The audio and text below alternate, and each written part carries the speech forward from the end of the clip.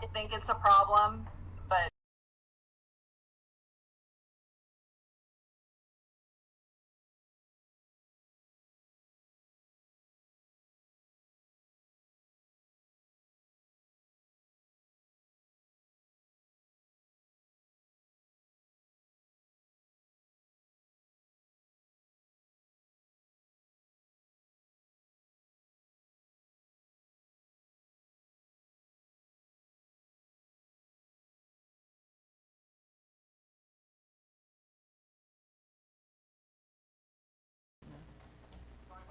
that's the problem. That's one of the Zooms issues because honestly, that's where they're having all the problems.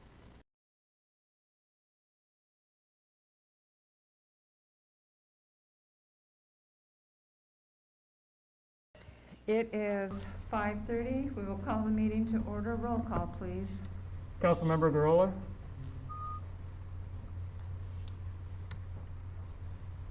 Councilmember Gurrola. Present. Councilmember Peñalosa. Present. Councilmember Stowe. I'm present. Can you hear me? Yes. Oh, okay. Vice Mayor Reyes. Present. Mayor Flores. Present. We will now go into oral communications. This is the opportunity to address the city council on any matter scheduled for closed session. Unless additional time is authorized by the council, all commentary shall be limited to 3 minutes. Seeing that there is none, we will now move into city council closed session. Mr. Lawless. Thank you, Your Honor. There are 5 items before council in closed session. The first, pursuant to Government Code Section 44956.8, comes to real property negotiators property, APN 253-186-007.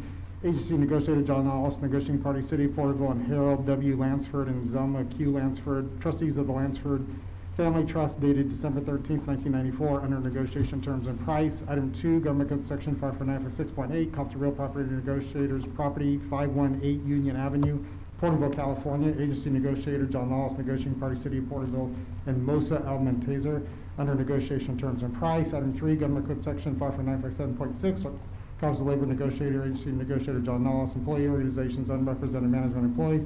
Item 4, Government Code Section 54956.9, subsection D, subsection 3, council, legal counsel, anticipated litigation, significant exposure to litigation. One case regarding April 15th, 2020, correspondence received from Patrick Green concerning the cross at Murray Park, and 2 cases in which facts are not yet known to potential plaintiffs. And item 5, Government Code Section 54956.9, subsection D, subsection 4, council, legal counsel, anticipated litigation, initiation of litigation, 4 cases. Staff's report. Thank you. It is 5:32. We will now go into closed session. Hey, John. Hey. John, Yeah, can John hear me? John can hear you. Yes. Look good in the mask. I'm told it's a marked improvement. You get like the fashion now. See, I've been trying to pull that. I've been trying to pull that.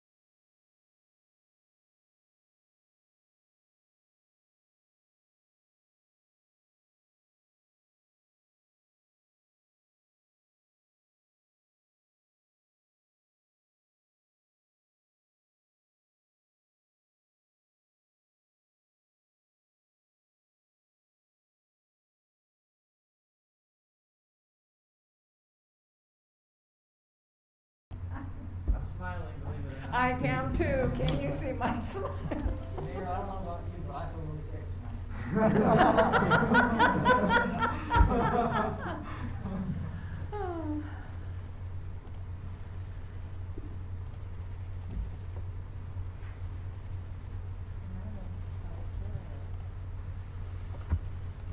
Yeah, I'm just making sure this is all going great. Is it going okay? It looks on my end, everything's I'd say good. go ahead. It is 6:40. We will reconvene open session and report on reportable action taken in closed session. Say it one more time. Sorry. It's not. You want me to repeat it? Yes, please. Okay, we will.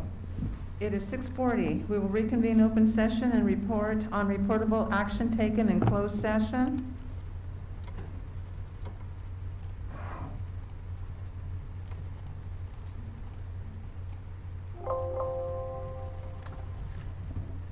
Julia, can you repeat that? I'm sorry. Sure, no problem. Nothing to report. Thank you very much. Please stand for the Pledge of Allegiance led by Vice Mayor Reyes. Salute, pledge. Pledge allegiance to the flag of the United States of America, to the republic for which it stands, one nation, under God, indivisible, with liberty and justice for all. Please remain standing. Anybody that would like to do the invocation? If not, a moment of silence, please.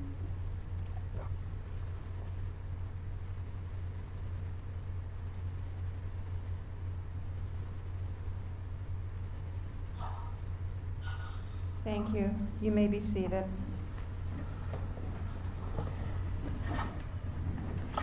We will now go into the reports. This is the time for all committees, commission, board reports, subcommittee reports, and staff informational items. See that there are none. We will go into the city commission and commission meetings. There were no city commission or committee meetings that have been held due to COVID-19. And then we will now go into the AB 1234 reports. This is the time for all AB 1234 reports required pursuant to Government Code 53232.3. A carryover from the last meeting was LAFCO, and I will go ahead and report out on that.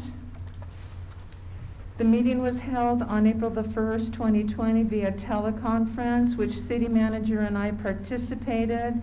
There was the approval of the March 4 minutes, and there were no public comments. There was an annexation to the Goshen Community Services District, case number 1550, which was a public hearing. The City of Goshen Community Service submitted a request for an annexation of approximately 80 acres of land located at the southwest corner of Road 64 and Avenue 308. A mitigated declaration had been prepared in compliance with CEQA by the County of Tulare. The annexation was intended to facilitate the development of a 399-lot residential subdivision, 2 commercial lots, and a ponding basin. A letter had been sent by the Department of Transportation, known as Caltrans, to LAFCO with regard to this item. Caltrans owns land within the annexation and objected to the inclusion of their land in the Goshen Community Service District. Their objection also included any charges, fees, assessments, or tax by the Goshen Community Service Districts to any Caltrans property. In general, state property is not subject to the charges, fees, etc. This brought extensive dialogue and several questions. This letter was a first that had been received by LAFCO. Mr. Giuliani reiterated from the letter there wouldn't be any taxes on the Caltrans property. Commissioner Townsend made the motion that we move forward with the annexation and to exclude the portion that belongs to Caltrans, which is the ponding basin. Commissioner Kimball seconded with a unanimous approval by the commissioners present. The next item was a request for fee waiver for detachment for the Porterville Irrigation District.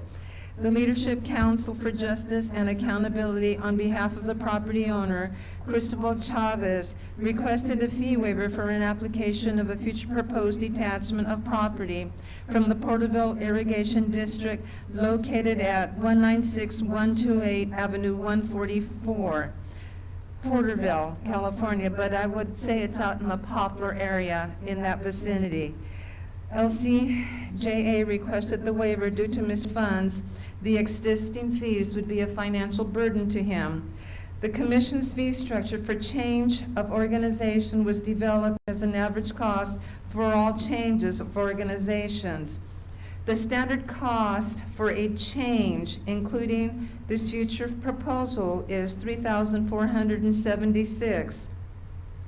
The proposed future project proposal is a small detachment of an irrigation district and would likely cost less than a typical change of an organization process.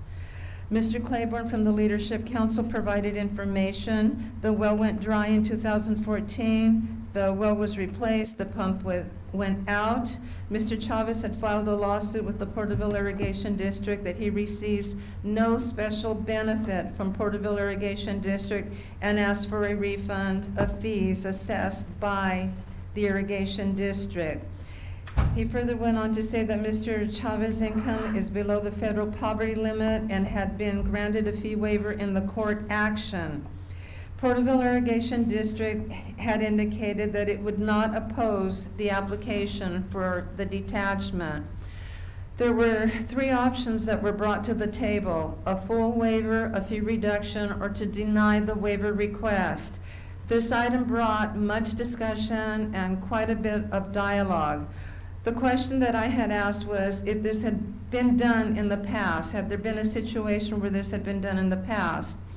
And I was informed, and we were informed, that the last one was approximately 5 or 6 years ago, and it had to do with the Vandata Water District, and it was a partial reduction. The recommendation was made toward the fee reduction to include the labor costs ranging from $1,500 to $1,835, which was a unanimous approval by the commissioners. The next item was the 2021 preliminary budget and work program, which was a public hearing. Presented for review was the fiscal 2020-2021 preliminary budget and work program. LAFCO is required to adopt its preliminary budget by May the 1st and the final budget by June the 15th. The motion passed unanimous with $60,000 recommendation carryover. In the public hearing, Mr. John Lawless spoke to the $60,000 carryover and to evaluate the current financial situation stress and to revisit in a January time frame because it is unknown as to the jurisdiction reviews and not to drain for the next fiscal year. The next item. The motion had passed unanimous with the $60,000 recommendation carryover. The next item was an alternate public member selection committee. The term of office of the alternate public member representing the general public on the Tulare County Local Agency Information Commission expires on May the 4th, 2020. It is recommended that the commission initiate to appoint members of the selection committee consisting of 1 county member and 1 city member. It was decided unanimously, Supervisor Commissioner Dennis Townsend and I, as a city member, will serve on the alternate public member selection committee. The legislative update was via handout. Our next meeting is June the 3rd. Mr. Lawless, is that pretty consistent to what we have for LAFCO? Thank you very much. And the next one was the Tulare County Task Force on Homelessness. We met on April the 15th. It was a conference call, virtual Zoom, live Facebook meeting. Mr. Lawless, Mr. Jason Reidenauer, and I participated in that meeting. The meeting was informational. It was a same agenda item from the special meeting of March the 30th.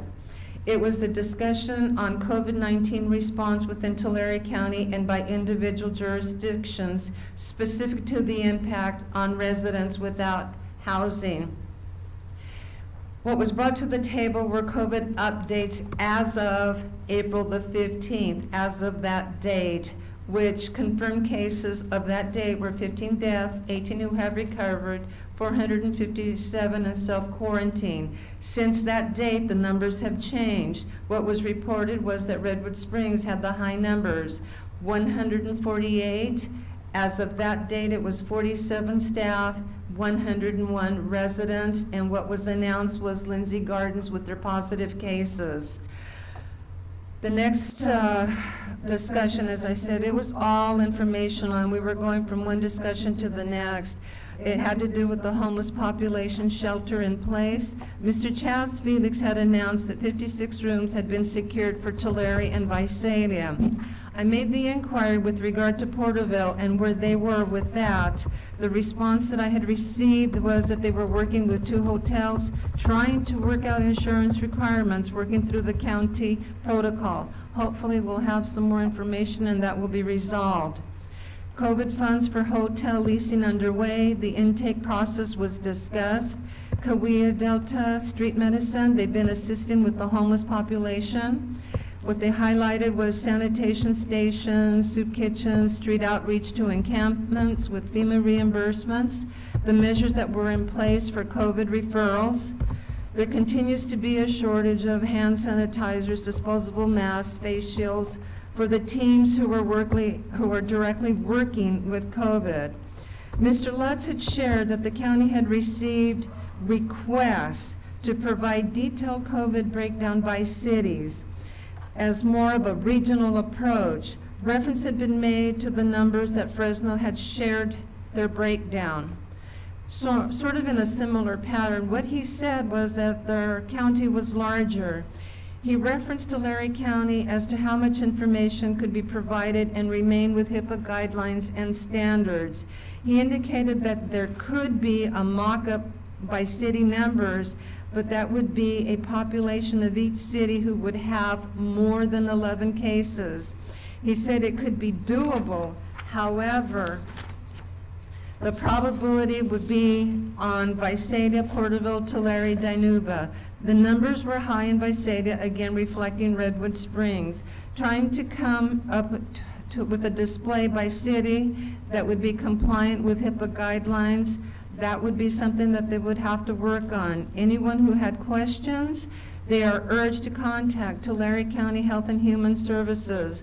They indicated, and they still are, they are providing information on social media daily, and they are providing updates. Betsy McGovern from Self-Help had indicated that they have a team ready. If family is facing with housing issues, they need assistance, they could help with food and water, to call them, and she provided the phone number. Mary Alice Escarcega from CSED stated that their offices are open county-wide. They have been working, and that if anyone is needing assistance, they are available. They're making sure and certain that seniors have access to meals through pantries, and that they had served over 900 meals and had delivered 900 out there county-wide. If someone is being displaced, they also said they would try to assist them. Michelle Smith from the Tulare Kings Homeless Alliance said that they had donated 40 N95 face masks to the street medicine doctors. It was a supply that they had, and they just went ahead and donated it to them. They tried to go through the county to get what they need, but they just don't have the supplies.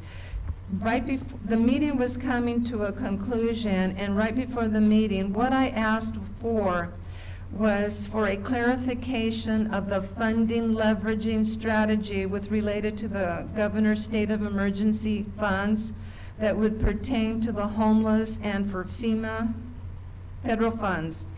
What we were informed, Mr. Felix said that the HCFC funds all went to the Homeless Alliance in the effort to maximize the use for hotel motel reimbursement from FEMA up to the 75%. There was no further discussion, and that concluded the meeting. We meet at our next regular scheduled meeting of May the 20th. Mr. Lawless? Yeah, and if I can just make an important point about that, and I'll speak about this later as part of your resolution of evidence of local emergency, that with the change in funding and when we started the homeless lunch program, when Helping Hands stopped that week and the city picked that program up, there had been a commitment, is what I would say, from KTHA as part of the continuum of care funds that there would be a share that Porterville would have of about $40,000 to $45,000 out of their allocation. Subsequent to that, they essentially pulled that funding back and used it as a 25% match to a larger group of funds which they're attempting. So in the end, there's a lesser amount, approximately $14,000, that the continuum of care has essentially said is available, which if our understanding, and again, this is why it's important to always have on the record what's exactly going on with the funding and what's the share, that they're, I would say representatively, is looking at about $14,000 now instead of $40,000. There's $14,000, but that is considered to be a 25% share of a bigger pie. So and we'll talk about this in further detail, but that was the important point of that, is so that everybody is kind of keeping track of the funding and how it is being leveraged, which if they're able to make $300,000 into $1.2 million under the Project Room Key, which is really what they're trying to do under the governor's program with FEMA reimbursement, that essentially $14,000, not $40,000 anymore, $14,000 is the 25% share.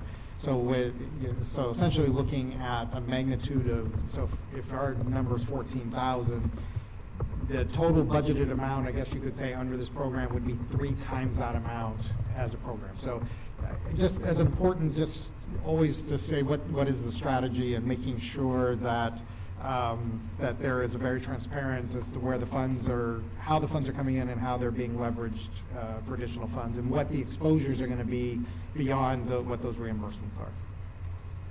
Thank you very much. San Joaquin Valley Air Pollution Control District. Okay, thank you, Mayor. I would like to actually move the report for the meeting that took place on the 16th to the next meeting, but give you an update on the situation for my seat with the Air District. So, well, first of all, there are 3 items that were of significance at the 16th meeting that I was not able to attend, partly because my term expired on the 6th of April.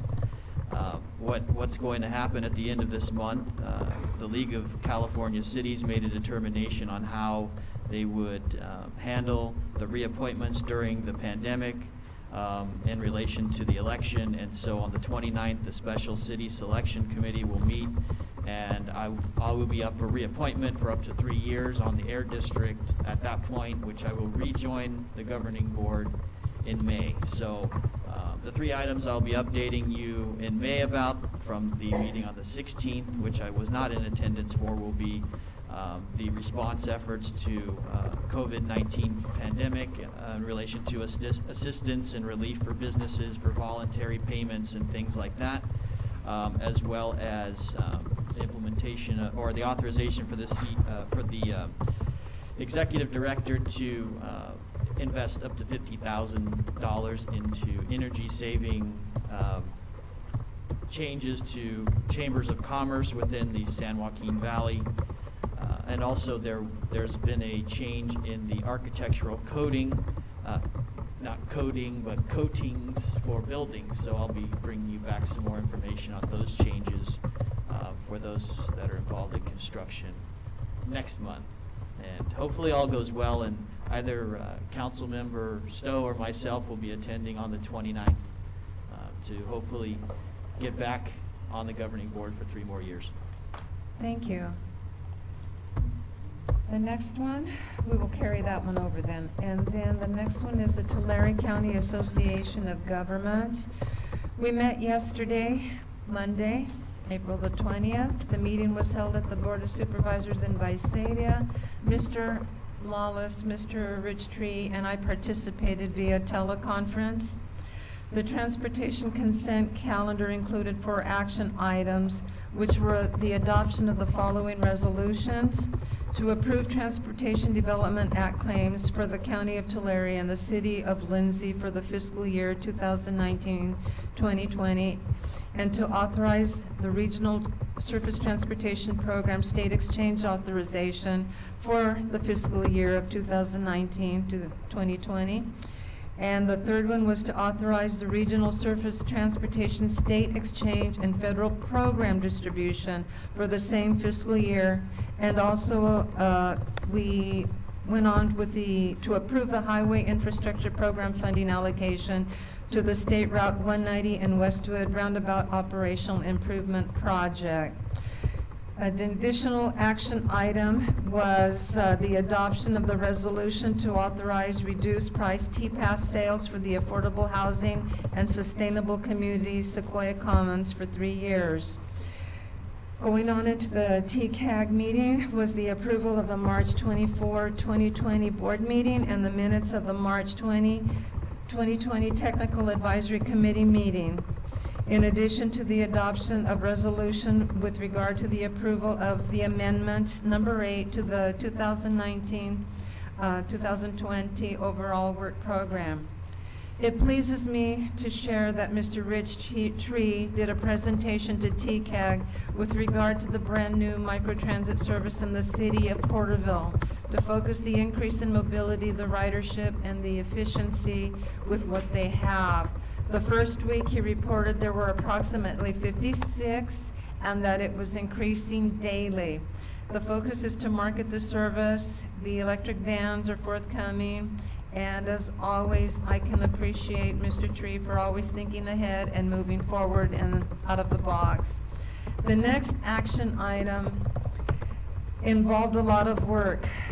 It began with a discussion when I first came onto council at one of our board retreat sessions, and it had to do with transit coordination and the potential for a joint powers authority. An ad hoc committee was formed in August of September of 2019. Presented at yesterday's meeting was the proposed joint powers agreement with comments and the recommendations which were made by separate cover. We were informed that these comments and the recommendations were taken into consideration for the document that was presented yesterday at the TCAG meeting. And on a side note to that, this agreement that was presented yesterday had been previously brought to TCAG in draft form for input a couple of times beforehand. The TCAG board approved the staff recommendation to the circulation of the agreement to form the Tulare County Regional Transit Agencies and to send it to the 8 cities and the County of Tulare. So this is an item that will be forthcoming to council at a future meeting. And there were no updates from Caltrans for this area, and our next meeting is Monday, May the 18th. And that concludes the report. Thank you. We will now go into the staff informational reports. Thank you, Your Honor. There were 2 reports that were provided for the council's information. The first is your monthly water conservation Phase 4 status update, which showed in the month of March a 10% conservation number. And again, we're in the process of transitioning to gallons per person per day calculations as opposed to gross production. So 10% reduction from the 2013 base year, which now continues to have a cumulative total of 26.3% conservation, which is the 26% was the city's goal underneath its conservation measures. There were 83 notices of violations issued during the month of March, resulting in no administrative citations. Second informational report was a kind of a new report, so to speak, which is after the month following of any proclamations issued, which had one that was for census, for the U.S. Census, which was April 1st, which was signed by the mayor and other members of council on March 7th. Happy to answer any questions further on those reports. No one has any questions? Yes, please go ahead. Thank you. In regards to the census, what did it what are some things that I know that we're doing promoting, we did an image to promote on social media. Outside of that, are we doing anything else to kind of get folks to just understand the importance of the census? I'm just curious if we are or not. Well, there were a number of different events that were intended to be scheduled. There were going to be to go to schools to actually, they were going to actually have the devices to do that, which obviously cannot safely be done anyhow. So really you're left to how, there's massive media buys that are happening right now, plus social media, but your ability to connect with individuals on a private or all of those plans have had to be essentially scrapped. I have to defer to the mayor who's chaired the committee. There are a lot of, everything has been moved back. We just have to deal with it and face it, that this has caused yesterday at the TCAG, they reported out that things did get moved back 3 months to October, but the counting still applies, and that it would not impact the process for the redistricting and for the future, that they would have that's something that was brought up yesterday at the meeting. Now, with regard to Porterville, we're, I believe, further ahead than maybe other cities because of the numbers and the percentages, because a lot of people have gone online. And I believe our numbers, what, at 40-some percent now? Yes, 50.9%. we're now at 50.9, thank you. I know that we were at 48, 49, I want to say a day and a half ago, but our numbers are high because people are being encouraged to file electronically. I will be going on Laser in a week from now for the Spanish radio station, and we'll be doing a census promotion for TCAG, because we were part of the affiliation, and so we're still promoting it. I'm really proud of the community, Mayor, if you don't mind me saying. Oh, please, no. So right now, we're just under the state average, and typically, our region is far below the state average. So the state average right now is 52.2, and we're almost at 51%. And so we're tracking really well with the state average and the national average.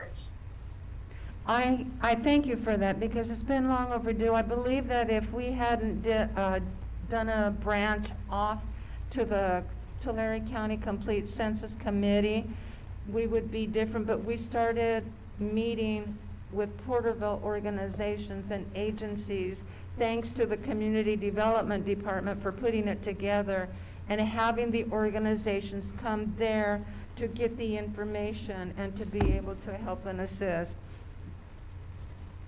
Yes, thank you for sharing that.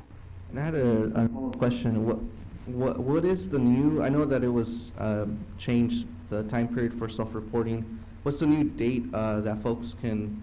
Do we know the date that folks need to self-report by before they get government agencies to come out to figure out if they, to get them to report? It's still the end of April. Okay, thank you.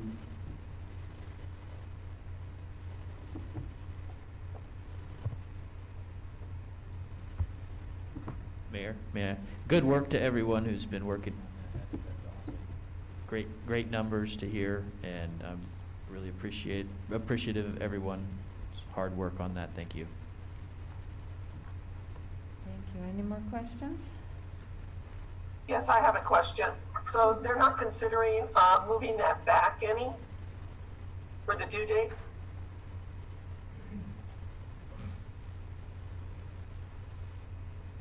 I'll defer to Jenny or Jason. I'm not aware of any, there's not going to be a different date than April 1st. Okay. So that still remains the date. And we have been tracking that and trying to watch it closely, because they haven't been able to train. They were supposed to train the individuals at facilities, and all of those training opportunities have been canceled. They're still doing the hiring of the census takers, and so we'll just see how this rolls out over the next 2 weeks. Thank Yes, you. and they're reassessing on how they're gonna do the door-to-door. You know, I think that's an issue as well.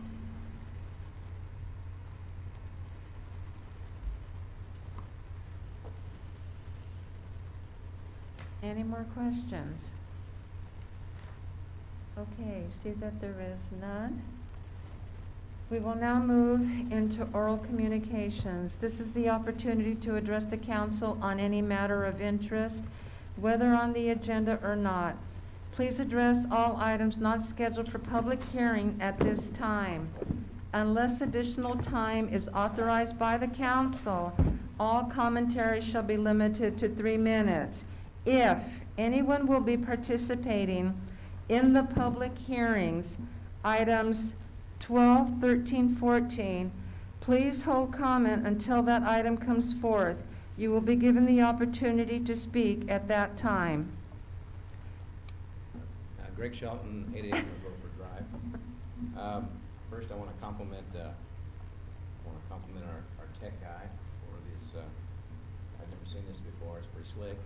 I get to see Jeannie's hair when she's at home, outstanding, and get like the most chicest group of bank robbers I've ever seen. Regardless, on item number 11, I've never seen one of these before. It's an administrative. I guess it's a hearing. I sat on a board on a. It was a private thing, we never did it with council. Is there gonna be any comments allowed on that? Yeah, you want to do them now? I don't, until I hear what the person's argument for his, then I would like to comment after I hear what the argument was. The public comment should probably receive now because that's going to be between, as a hearing of the applicant on that particular piece. So if there are public comments, it'd probably be appropriate to add them now. I apologize, in the staff report, did it give the gist of his appeal? It is a meeting between, I know, but it is, Counsel. I guess my question is. and it's I- a hearing, it's an administrative I know, hearing. but I guess I should have read the staff report. If the staff report lays out his argument, then I should have comments now. If it didn't, I don't know how I can comment on it, but I guess we'll just wing it and see what happens. Thank you. Thank you. Do we have any comments that have come through that should be read in? There are comments that are received, but for the public hearing, I'm not aware of any for No, oral but communication. for, under oral communications, No, Your Honor. we did not receive any? Okay. Then we will now move on to the consent calendar. All consent calendar items are considered routine and will be enacted in one motion. There will be no separate discussion of these matters unless a request is made, in which event the item will be removed from the consent calendar. All items removed from the consent calendar for further discussion will be heard at the end of scheduled matters. Council, Move for approval of the items 1 through 10. we have a motion made by Councilmember Garola for approval of items 1 through 10. I will second. Councilmember Peñalosa, second. No further discussion. Roll call, call, please. Call for vote. Councilmember Garola, Yes. Councilmember Peñalosa, Aye. Councilmember Stowe, Yes. Vice Mayor Reyes, Aye. Mayor Forrest. Aye. Passes unanimous. We will now go into public hearings. Item number 12. I apologize. I apologize. I didn't see it on my, we will now go into item 11. I'm sorry. Thank you, Your Honor. Well, we have one administrative hearing that has been scheduled for this evening, and that is to consider the appeal of zoning administrator determination 2020-001 by Authentic Porterville. We have a couple of different things in preparation for this we're going to need to do. One is Julia Liu will be serving there's going to be conflict counsel that's going to be participating in this conversation. A gentleman's name is Wiley Driscoll. He will be counsel to the city council, given that there is a potential conflict of interest for the city attorney to serve in that function, given her involvement in this situation to this. So she will be participating, representing, I would say representing city staff. We will have, as I shared, Mr. Driscoll, who will be serving as the city council's attorney through this process. And then the appellate will also have their have representative involved as well.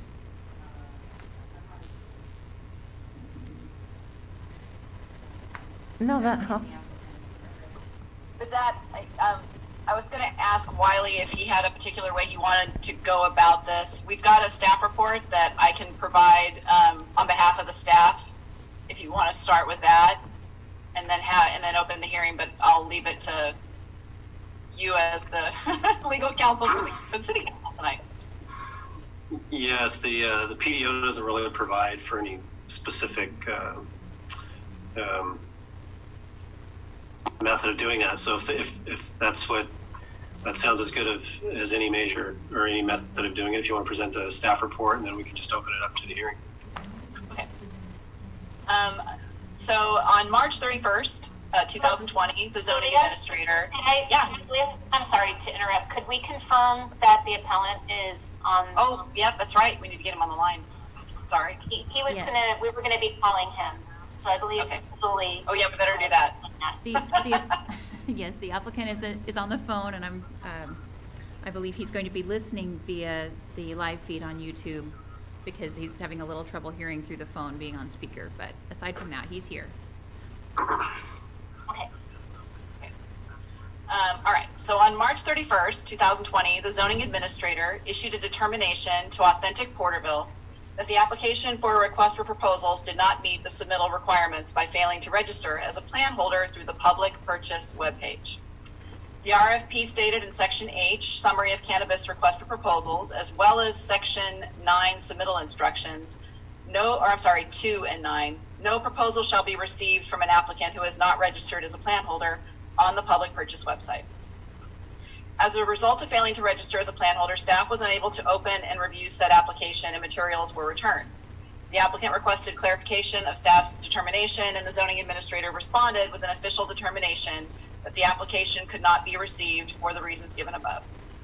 Under Chapter 612 of the Porterville Development Ordinance, we have a procedure established for appeals of final decisions by the zoning administrator to the City Council.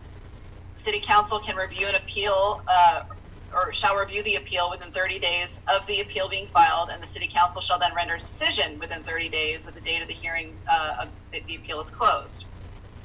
The applicant submitted in writing an appeal to Zoning Administrator Determination 2020-001.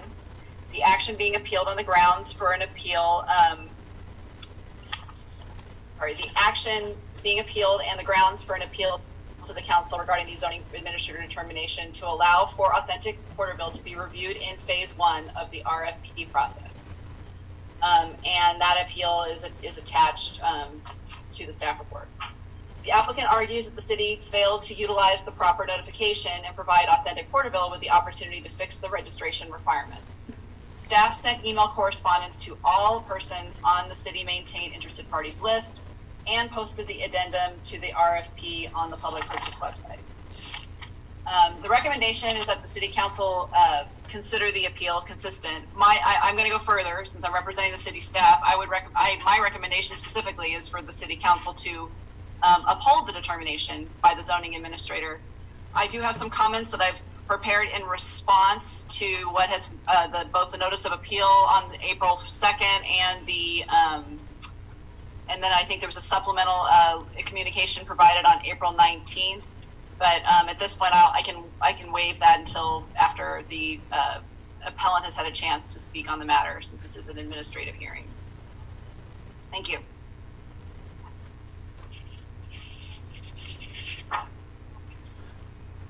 Okay.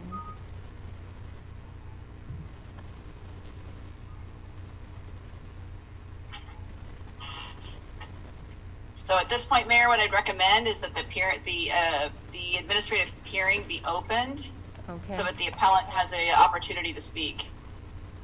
All right, it is 7:20, and we will open up the administrative hearing. Just, Mayor, if there may be a delay, if. I'm hearing that, yeah.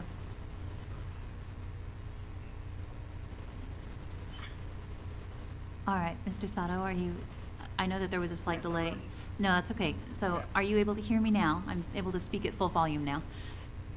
I am, yeah. Okay, fantastic. And I have you right next, or I have the phone right next to a microphone so that the council can hear. Oh, yep, now you're getting lost to that bit to delay, sorry. All right. Oh, go ahead. No, that's all right. So, the mayor just opened the administrative hearing, so if you have comments or wish to speak, this is your opportunity to do so. Yes, I'd like to speak now. Okay, thank you. Go ahead. Thank you. Thank you for taking the time to listen to my appeal. The most important facts are as follows. Around May 2019, the city's community development manager, Ms. Julie Phillips, started an informal and unofficial email distribution list for people interested in Porterville's cannabis RFP process. The final cannabis RFP states that all correspondence during the application process will be handled electronically through the public purchase website. Authentic Porterville registered with Public Purchase on December 24, 2019, and listed Toxato, myself, as the main point of contact. On January 24, 2020, Porterville kicked off its cannabis RFP process, and Authentic Porterville registered as a vendor for this RFP. The cannabis RFP, the description of the process, and questions and answers were all posted on Public Purchase bid ID 123675 when the RFP process began. Toxato, the registered point of contact, received numerous notifications from this bid ID 123675 and closely monitored this bid ID for updates. Another Authentic employee, Ellen Wysocki, physically dropped off the $750 application fee in the hard copy of the application on February 24, 2020, prior to the February 28 deadline. On March 4, 2020, Ms. Phillips sent an email to this unofficial email list comprised of people who had expressed their interest in the Porterville Cannabis RFP.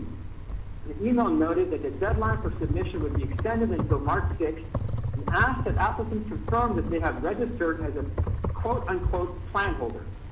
During a phone call with Ms. Phillips on March 24, 2020, Ms. Phillips acknowledged that the extension was provided because some of the applicants had not properly registered as a plan holder and the city wanted to provide them a second opportunity to do so. This email communication became addendum number 1 to the RFP and was posted on Public Purchase as a completely new bid ID 12559. This notice of extension addendum was, however, not posted on bid ID 123675, where the initial RFP was posted, and all past communications between the city and the applicants had taken place. Authentic, therefore, did not receive notice of this extension and clarification regarding the plan holder registration because it expected that any such amendment or extension would be posted in the bid ID, which the city had utilized since the kickoff of the RFP process.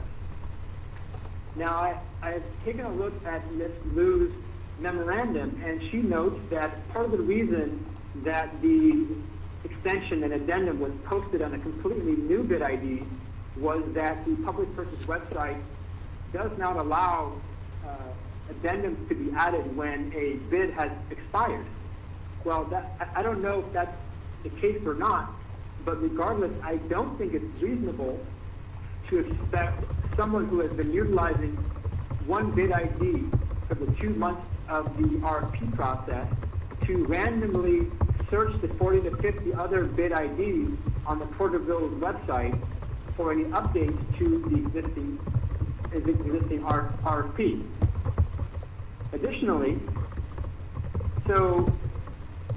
there have been 15 addendums to Porterville's 35 total RFPs posted on Public Purchase in the past 2 years.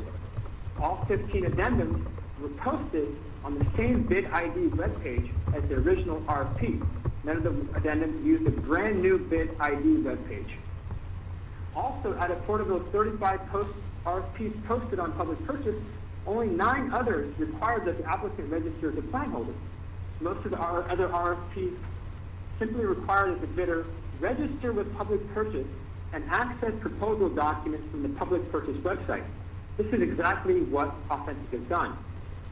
Our main ground for appeal is that, number one, Authentic was placed at an unfair disadvantage since the extension and clarification to register as a plan holder was only sent to a select number of potential applicants who were in communication with Ms. Julie Phillips and who were able to place themselves on this unofficial email list. The proper notification method of this extension and clarification on registering as a plan holder should have been through bid ID 125559 as required in the RFP. If the notice was properly given, I would have seen the clarification to properly register as a quote-unquote plan holder, and it would have been afforded the same opportunity as the other applicants who fixed their application during this extension. Number two, I believe the failure to register as a plan holder shall not by itself disqualify Authentic's application through phase 1 of the RFP process. Page 3 of the RFP describes phase 1 as an opportunity for the city to check for missing information and check for completeness of the application. According to Ms. Phillips, she also described on her March 24th phone call that the city notifies applicants of any missing information, and applicants then have an opportunity to provide any missing information during this phase 1 process. I still do not understand the significance of checking this plan holder box, which was apparently confusing enough to so many applicants that the city had to extend its deadline until March 6th. Except for checking this box, Authentic submitted its complete application on time, registered as a vendor with the city of Porterville on the public purchase website, paid its application fee on time, and completed every other aspect of the application. It appears contradictory to allow other applicants who have incomplete applications to fix such substantive errors during the phase 1 process, which does not permit Authentic to simply check a box. The failure to check this box is purely administrative. The failure to check this box is purely administrative and has no prejudicial effect on the city or the other applicants. The fact that 26 out of the past 35 RFPs did not include this requirement further support this. I'm not asking that the city grant us a cannabis license. I'm merely asking that the city of Porterville permit us to fix this administrative error by allowing us to register as a plan holder during this phase 1, which is an opportunity for applicants to supplement incomplete applications for full consideration in phase 2. Considering that the RFP rules regarding proper notice and addendums to RFPs were not followed, I do not think this is an unreasonable request. Thank you. And Mayor, I have a response when you guys are ready. Okay. Council? Okay. I'm having a very hard time hearing, but I would love to take any questions. Okay, thank you for that. You can do that too first if you'd like. It's up to you guys. Pardon? I would like the attorney to speak. I was going to say I'd like for Council to provide. for the attorney to speak. Okay. Thank you, Mayor, members of the council. So I have reviewed both, like, as I said, the April 2nd appeal communication and the follow-up communication on April 19th. Want to point out that the initial RFP, before any addendums, had language on page 3 that says no proposal shall be received from an applicant who is not registered as a plan holder on the public purchase website. That was in the original RFP. What we didn't change anything in the addendum other than extend the deadline, but we did recite that information again. So that's what we're talking about here with regard to the RFP.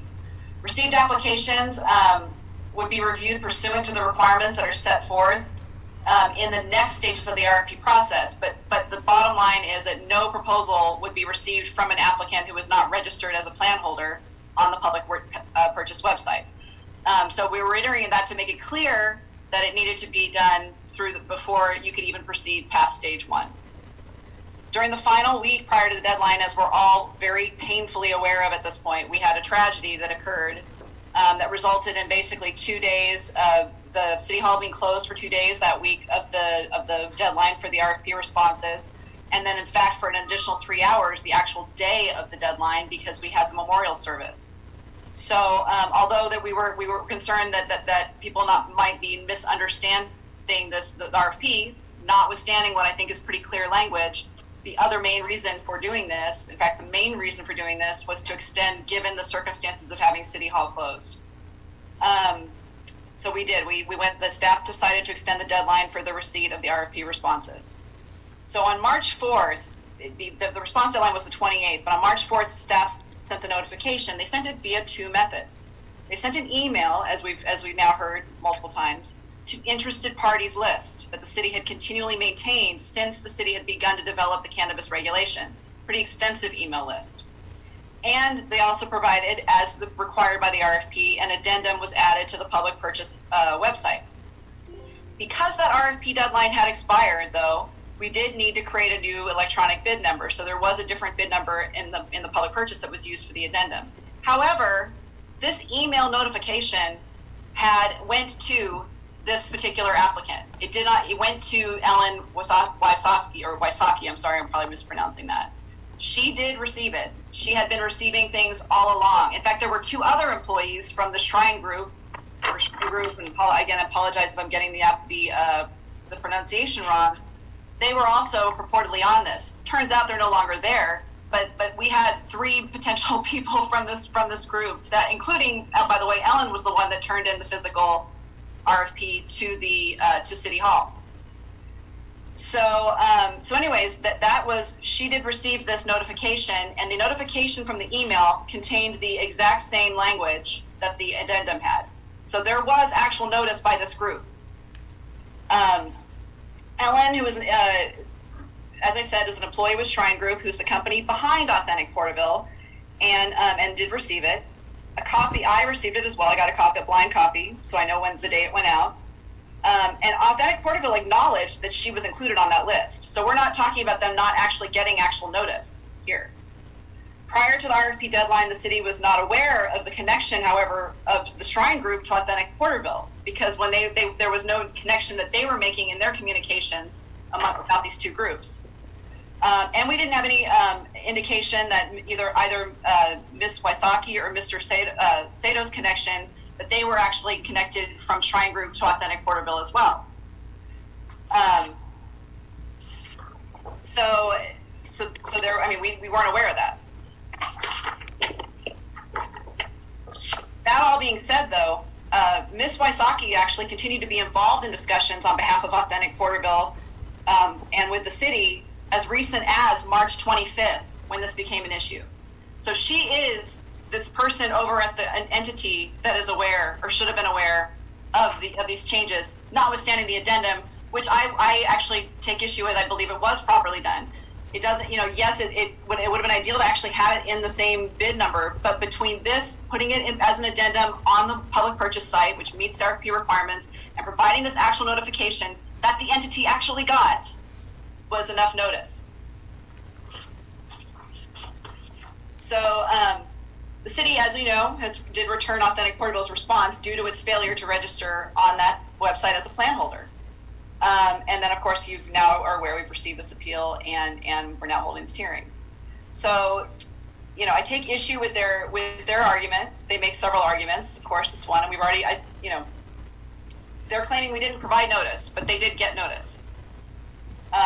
And they're claiming that that it was improper, but they actually say it's improper. But they actually said in their April 19th communication that it was proper. They just didn't. It's technically proper. They're taking issue with potentially not finding out about it. However, like I said, we had an email to them, so they had actual notice. And then the other thing they do is they make some arguments concerning there being no prejudice to the city here if the city were to reverse the zoning administrator's determination here. But the RFP responses there have been RFP responses that were returned to other applicants due to their failure to either properly register as a plan holder and for some other procedural issues. So if we reverse the zoning administrator's decision on this response, it'll open the city up to other potential claims and appeals. Additionally, a reversal stands to create additional delays with the RFP process. And finally, not following the clear requirements of the RFP at this stage runs the risk of sending a message to the other applicants, and the requirements of the RFP are only guidelines or suggestions. And that's not how we view these procedural requirements. We review these procedural requirements strictly for a reason, because if we open that can of worms, there's, everything will be fair game. So, and this is a complicated and competitive process, and we certainly don't want to set the stage for additional issues during the next phases of the review. So, therefore, this office recommends that the zoning administrator's decision be upheld. Thank you. Thank you very much. Council. Councilmember if I may. Barola? Councilmember Stahl? Yes. Would you like? Virtually what you're saying is that the only thing that we did wrong is give them an extra week to amend their application. Yeah, pretty much. I'd agree with that. Okay, thank you. Now I have a question. Please, go ahead. On the phone for the company is TAC, Yes, is that his name? yes. Or is it an attorney? No, that is the gentleman's name who has filed. Is it TAC Sato? Sato, yes, Mr. Sato. Sato, okay. So, Mr. Sato had somebody apparently who was working for him, and this individual, Ellen, I believe, was getting email notifications as well as Wasaki. Am I correct, Ms. Liu? Yes, Ellen Wysocki is an employee with the Shrine Group. Okay. And so there was communication with her all the way through the 25th, informing her of the new bid ID. That is my understanding, yes. And we've confirmed that she did receive that email along with everything. So there was no, yeah, I mean, they were treated the same as everybody else. I just want to make sure in this case, this individual had an employee who was obtaining the information, whether she transferred that information or not. The city did everything it was supposed to in terms of notifying all the individuals who were applying, all the applicants. Yes. Okay. And I did note that there is no proposal that shall be received from an applicant who is not registered as a plan holder on the public, without the plan holder. So, okay, that's the only question I had. Thank you. Thank you. Councilmember Peñalosa, did you have any questions? Yes, I did, Mayor. Thank you. I would say first that the original reason why they couldn't continue the process was because they didn't place a plan holder on the public purchase website. Is that correct? That's like the main reason why they had an additional couple of days after the extension to do that if they would have. Well, combination of, right, I mean, they had not properly done it.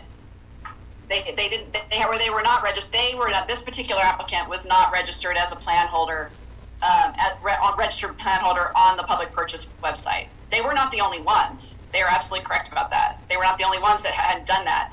But we also had the issue of having closures all week at City Hall while we're trying to, the week of the deadline for responses to the RFP. And are there other applicants that didn't submit their register as a plan holder on the website after the deadline that we extended for them to do so? Are there some that did not do it? There's one that did not do it. And and then there are others that did. Okay.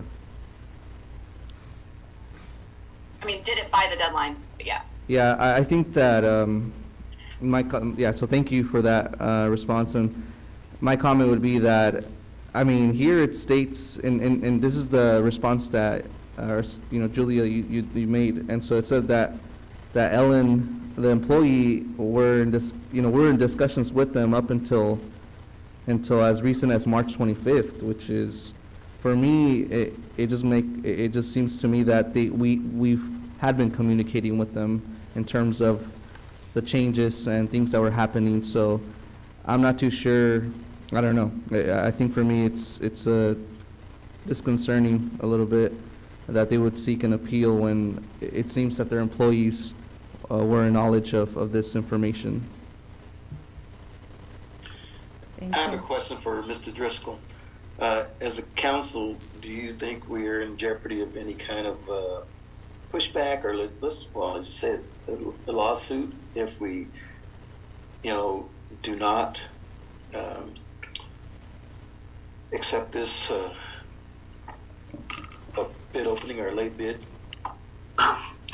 Well, anybody's entitled to file a writ proceeding to challenge whatever your eventual decision is. And so that would be up to Mr. Sato based on your decision. I would say that, if you know now the reason for the denial of the RFP, for lack of a better phrase, the city's reasoning, if you find substantial evidence in the record to support that denial, that's the standard on which it'll be judged if it does go to Superior Court. So that's the decision that you'll need to make. If there's substantial evidence supporting their rationale, that's essentially the best you can do, or at least that's all you're expected to do to uphold the decision. Thank you. Thank you. I'd just like to say that this is Virginia. That if all the documentation is there and it's been outlined, that the staff kept in communication with an employee of the company, and for whatever reason that employee is not there, that is not our responsibility. That falls back on the responsibility of the company to make sure that they have followed everything and have everything ready before that deadline. So I believe that the city followed the procedure as it was established, and we have the emails as well. So I don't want to look at whether they're going to sue us or not. I want to see how we should be treating this particular appeal and whether the city was in its, whether it was right to say, no, you did not meet the requirements. Thank you. Vice Mayor, did you have any comments? Yeah, I did have some comments, and that I just wanted to clarify that there's been no, and it's a question, I guess, for staff, and I'm only asking because of the numerous emails that I had received from this group through my personal city addresses. Is there any indication of barriers or shortcomings in their ability to utilize electronic communications to your knowledge so far?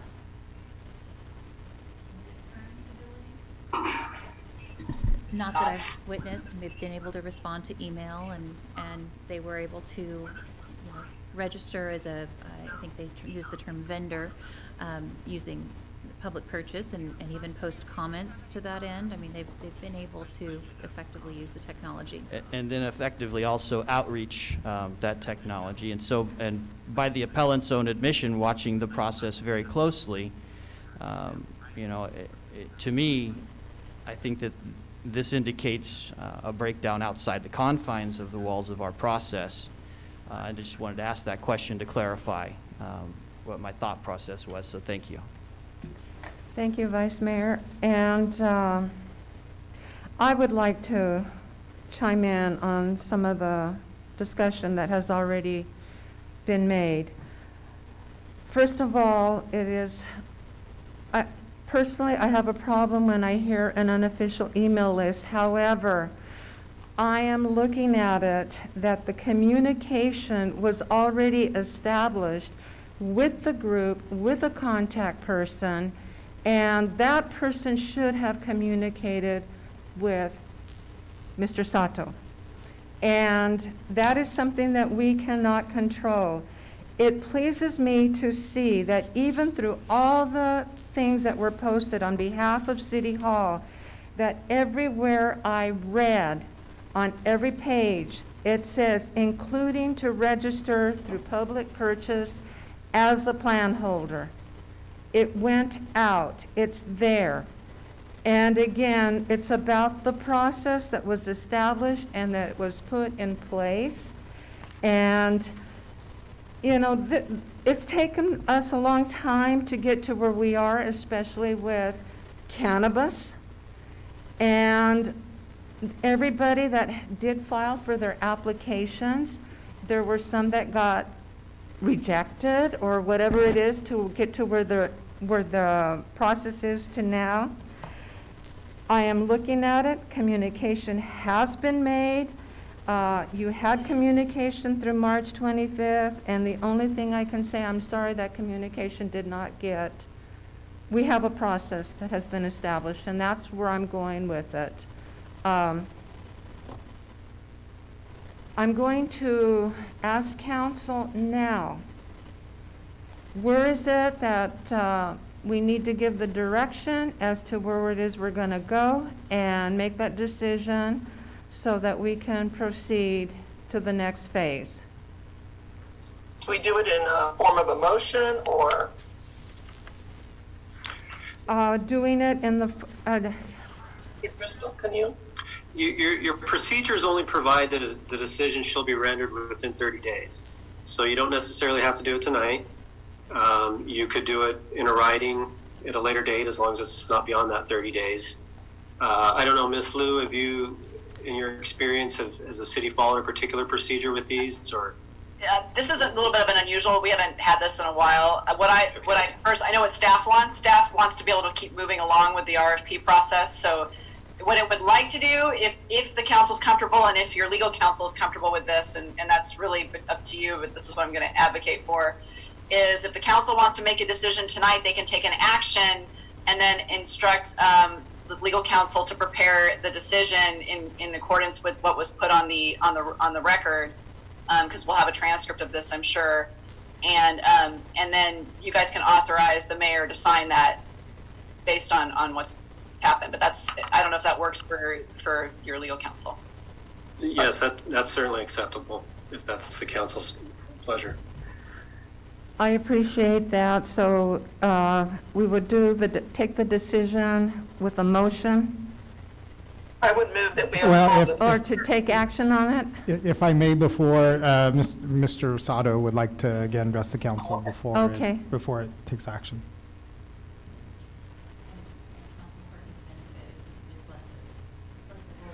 Okay.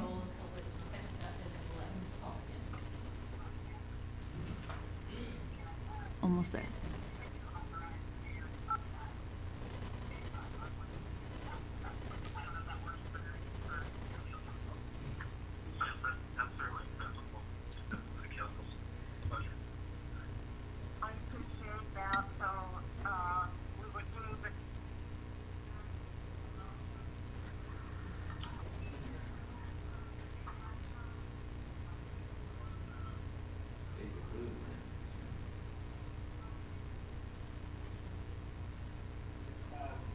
Okay, Todd, go ahead. Hi. Thank you for the opportunity to speak again. First of all, we do concede that Ellen Wysocki was in communication and did receive a few emails from Miss Julie Phillips. But I've only met Miss Wysocki once or twice. We have a very large organization. And the sole reason, and one of the main reasons I believe that the RFP specifically required that all communications be conducted through the public purchase website is for the type of situation that we're in now, to avoid a situation where the wrong person is contacted about very important messages. And that process was not followed. I used to be a lawyer by trade, and in any contract or in any legal document, there is, as you've probably seen, a notice provision which sets out the proper, very detailed method about who should be contacted in case of any legal proceeding or any updates. And the reason for that is, again, there's a lot of turnover at various companies. It would be analogous to, even though a CEO is listed as the point of contact for any litigation or any updates, the assistant or somebody that's, not taking responsibility for the project being contacted, even though the CEO or somebody with that exercises much higher discretion should have been contacted. And so I do concede that Ms. Ellen Wysocki was contacted, but the fact of the matter is, I was the point of contact when I registered my information with the Public Purchase Group and as a vendor for the RFP process, number one. And number two, the RFP clearly states that all communications should be run through the Public Purchase website. And so, regardless of, it makes no mention of this informal email address. And so to say that an employee of Authentic was contacted via email on this informal list, I do not believe that it satisfies the strict notice requirements set forth in the RFP. And I believe that, I think you have a couple of attorneys who are in your presence, and I would like to hear their opinion on whether, on their opinion on the importance of providing proper notice to the proper person. Thank you.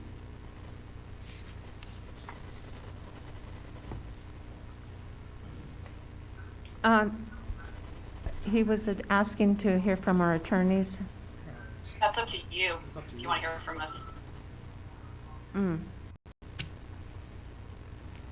I think I've already said what I need to say. I believe you've already said. I mean, if you would like me to elaborate, I certainly can. But I think I put it in the writing that I submitted and stated then. You did provide the notice that you needed to provide. It is on the Public Purchase website as an addendum, and they had actual notice. They were not treated any differently than anybody else here. Notice was provided consistently amongst all applicants. Thank you. Mr. Driscoll is a council attorney. Let's hear from him. Yes. Yeah, the question of who Mr. Sato would accept as his agent for the purpose of that email that Ms. Wysocki received. It's undisputed she received that. That seems to be a question within his organization, not necessarily the city's concern. That's something that they could not know. I think the broader issue there too is that's only one form of notice of this requirement. It's set forth in the second page in bold type, the requirement to register as a plan holder. It's set forth again in the RFP in the submission instructions, and the requirements set forth again from what I've seen on the city website. So as I believe one of the other council members stated earlier, there appears to have been plenty of notice elsewhere, if not for this additional email, which was giving extra time to register, but for this tragedy at the library.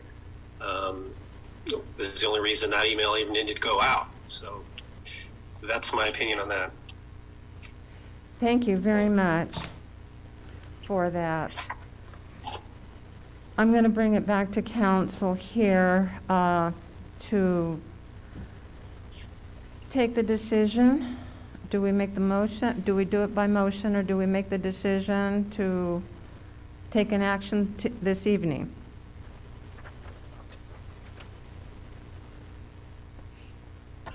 I would recommend that we've had so many problems with this cannabis that we just scrap it altogether.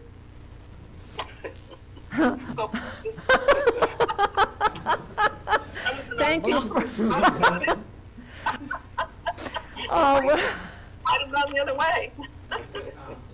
That's not one of your choices. I would agree that we need to not scrap it, but that we need to move forward at this time. So I would continue with my motion to uphold the determination by the city staff And I would second that.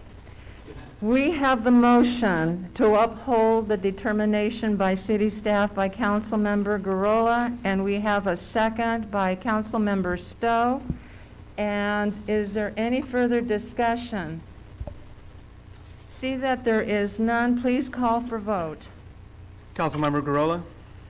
Aye. Councilmember Peñalosa? Aye. Councilmember Stowe? aye. Vice Mayor Reyes? Aye. Mayor Flores? Aye, passes unanimous. Thank you very much. And just for further clarification, are you going to ask why your legal counsel Yes. tonight to put that decision in? You know, Thank you. Well, Motion yes, is what the mayor need to do. Mayor, will Mr. Driscoll get that information out to the appellant, so to make sure it are in written? Mr. Yes, we can put together a written decision. Okay, Thank you very much. Mr. Driscoll will prepare that for us. Thank you so much. Okay.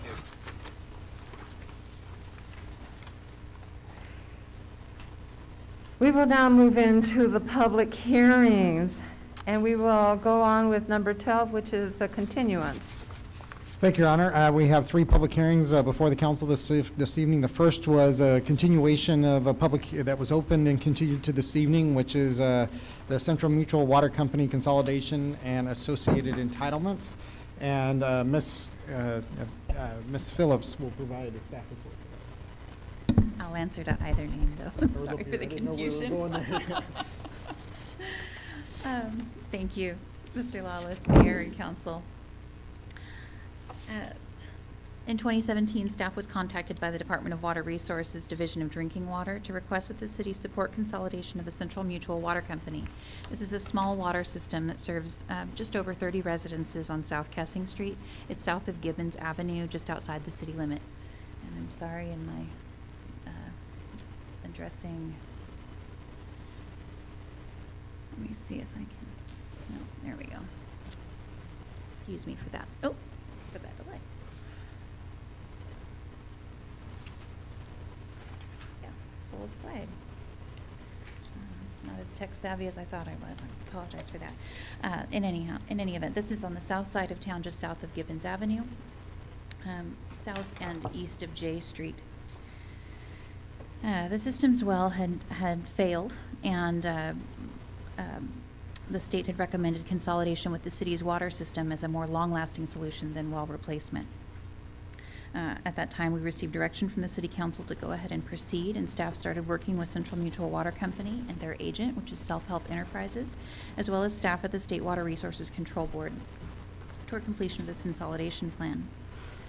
On March 6, 2020, the city published a notice of public hearing to advise the community that the council would be considering these entitlements at its meeting of April 7th. And then since that notice was published, the COVID-19 pandemic extended through California, including a statewide stay-at-home order. So the applicant, the water company, and their designated representative requested that the council postpone the meeting to a future date to better allow for their participation in the process. The project proposes consolidation of Central Mutual. Excuse me, let me get this here. These parcels here along Kessing Street, just south of Gibbons Avenue. Pursuant to our annexation policy, the consolidation requires annexation in order to provide them water service. This annexation, because it is south of our current urban development boundary line, would then in turn require an amendment to the UDB and also the sphere of influence. Those boundaries are aligned. The project also includes physical improvements associated with connecting the water system to the city system. There's existing mains in Gibbons Avenue that we would be able to connect to and pull a new water main down through Kessing Street. The well that currently serves the subdivision would be abandoned, and the property that well is on, since it's such a small parcel, it would be undevelopable, would be merged into one or the other parcels on either side. The source of funding for this consolidation is the California Water Resources Control Board, the Water Boards, which is granting funds to Central Mutual Water Company to assist in the long-term provision of reliable quality drinking water. The city would be the grant recipient of those funds. The proposed project is consistent with the goals, policies, and land use designation of the 2030 General Plan. The General Plan designates this area as rural residential, and that's how those properties are developed. It is fully developed. All the parcels have a home on them, and one of those parcels is a daycare center. The consolidation is consistent with state priorities to consolidate state small water systems into larger water systems to improve system resiliency and improve infrastructure maintenance. The City of Porterville has been a consistent partner with water boards to assist in the consolidation of multiple water systems in recent years, as well as assisting with the permanent solution for water in East Porterville. The proposed project, including the annexation and UDB amendment, would be consistent with city policies as defined in Resolution 19/2016, which is where the council adopted their annexation water service policies. This project, as you can imagine, is subject to environmental review. We worked with the state agency, who will be a responsible agency for CEQA, and made sure that they reviewed it, as well as staff and also representatives from Central Mutual Water Company had the opportunity to review that environmental document before it was circulated. The mitigated negative declaration that was prepared has circulated since March 6th and was available for public comments. No comments on the environmental document have been received to this date. I do want to clarify before giving staff's recommendation that in the last day, I was able to get some feedback from the environmental coordinator at the state. She requested some very minor changes in language in the basic. They're not truly typographical errors. They're just very minor changes in the phrasing and the resolution related to environmental. I don't believe that they're contextual, but they better suit the state's request for how that language should look. So I suppose I should, with that comment, ask Ms. Lewitt, I'm sorry I didn't bring this to her attention earlier, if that's going to be any problem, or if we should adopt the resolution as it currently sits. But in any event, with that one little disclaimer, staff's recommendation is that the City Council resume the public hearing from the April 7th, 2020 council meeting, adopt the draft resolution approving the mitigated negative declaration, adopt the draft resolution to approve annexation 484, including an amendment to the urban development boundary, and adopt the draft resolution establishing an agreement to consolidate the Central Mutual Water Company. That concludes staff's report, and I'm happy to answer any questions. Thank you. It is 8:01, and we will continue the public hearing. Did we receive any comments on this one item? There has been comments received, Your Honor. Is there any? So if you would like, I can read this into the record. Please. So this is dated April 21st, 2020. My name is Paulette Carpenter. My life partner, John Mendonça, and I own my family home located at 1587 South Kessing in Porterville. I am the Secretary Treasurer for Central Mutual Water Company. My family and I have owned our home since 1976. I need to address several issues regarding the staff report that was submitted to you, which was approved by John Lawless. Let me clarify some of the information in the report. The city was approached by the State Water Board to partner with us in the fall of 2016 after our well needed to have a motor replaced. The well was down for 5 days, and the county provided our residents with bottled water. There are 41 homes and a preschool that our well serves. There are 35 property owners and 1 property for the well. There have been no failures. There have been no series of failures. We had the 5-day motor replacement issue in 2016, and then in 2017, we needed the pump replaced. We hired a D1 operator, Thomas Day, who installed a chlorination system on the well, and water samples have run clean since then. The state did not request the city to partner with us. They told me that we had no choice, or they would not assist us should our well fail for whatever reason. That was the true beginning of the consolidation. John mentioned that the city has worked with CMWC and their agent, which is me, on the project. While there has been maybe 5 to 6 meetings since 2016, they have never worked closely with us or me. For example, I had absolutely no idea they were going to mention annexation as an option on 10/1/2019, nor did I have any idea that they were going to represent you with 2 options of annexation boundaries or the consolidation agreement tonight. I have asked them repeatedly to contact me prior to any decisions or approvals to discuss options or just to be informed of future decisions, and they have not. He also states that there were no comments made on 4/7/2020 about the annexation. Have my email showing that I emailed you my thoughts in plenty of time for the city council meeting. Back to the topic of no one making comments at the 4/7/2020 meeting. Due to the COVID-19 issue, people, including my own board members, are in fear of venturing to the meeting to make comments. This has placed my shareholders at a serious disadvantage. I am sure you understand this. As for the annexation, we were told in 2016 we would remain county for 5 years after the project was complete, but abide by the city's water guidelines and fees. In February 2017, the shareholders met again with city and state reps and were assured the same agreement would be honored, and even started having property owners start signing extraterritorial service agreements. Then, without warning, on 10/1/19, the city gave you an option to approve annexation without ever notifying us of this option. We were shocked, no word for 2 years, and then we were not only blindsided, but felt as though we were sucker punched. Now again, back to the items on the agenda. I had no knowledge that they were being presented. You, as city council representative, need to start asking the city staff at each meeting if they have discussed the issues with CMWC, or at least me. I will contact the board of shareholders. Ladies and gentlemen, we are still a sound and viable company. We deserve to be treated with respect and with the utmost of professionalism, none of which has occurred. We need this grant. We need to be connected to the city water. We need new infrastructure, but we also need communication going forward. No surprises, no unilateral decisions. We are partners. Let's get the grant approved. Let's get this done. Let's come together to finish the project. Finally, on a personal note, if we have to be annexed, which I hope we do not yet, please select option B, boundaries. If a fire occurs in the grove surrounding us, we need city fire to respond, not only city fire for our street and county for the groves behind our homes. Please consider this option. Thank you for your time. Respectfully, Paulette Carpenter. Thank you very much.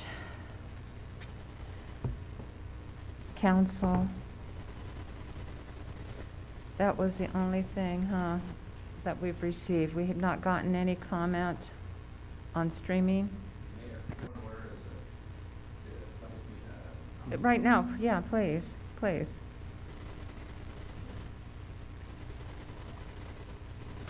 Greg Shelton, 88 Fulford Drive. I'm listening to this, and I know there's going to be rhetorical questions we probably can't get answers. Was there ever polling of the residents? Was there a vote, kind of like the votes we have on when we do the tax levy or whatever? I'm just kind of curious because this comment from this secretary, on one side it presumes that it's a forced acquisition. On the other side, it seems to support it. So I'm just curious if everybody was polled. I think it was 35 properties to see what the vote was, and going forward, and it was just a matter of. Thank you. If there are no other public comments, I'm going to go ahead and close, and we can. It's 8:07, and we're going to close the public hearing on this, and now we can have some discussion on it. Okay. Mayor, none of the residents from the area either commented through written or email, nothing. We didn't get any correspondence back from anyone with this. Just the one. Just the one correspondence, the electronic correspondence. And that individual is not speaking on behalf of the residents? No, no. Okay. Now, can I refer to the meeting that we had with the residents back in the, I was invited to attend with the city, and with regard to some of the residents that were there. And what month was that? Was that the last one that she was referring to? I believe she's talking about October. October. That was back in October, and there was some questions and some dialogue. Some of the members that were in attendance actually wanted the service, and they were wanting to be annexed because they understood that they would have the city services during the annexation, and they had questions. Even the Spanish-speaking interpreter that was there for the Spanish-speaking residences, they were wanting to also be a part of the annexation as well. but it fell back into discussion and into dialogue that, yes, they would like to have the services, they would like to have the grant and the working relationship, but we're okay where we're at. But it was the one person that was speaking on behalf of the people who were there, of the residents. So some of them came up to us afterwards, some of them had discussion with staff, and it was, a portion said that we would like to be annexed, and some of them said we would like to have the services, while there were others that didn't say anything.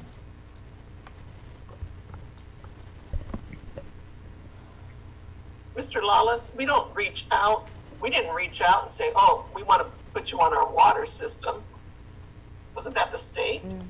Right, and what was going on, and I think where the cross messages are attributed to is because the East Porterville Water Project was going on at the same time, and as well as other consolidations. This isn't the only consolidation. There's a dozen consolidations that are in various levels of conversation. Beverly Grand,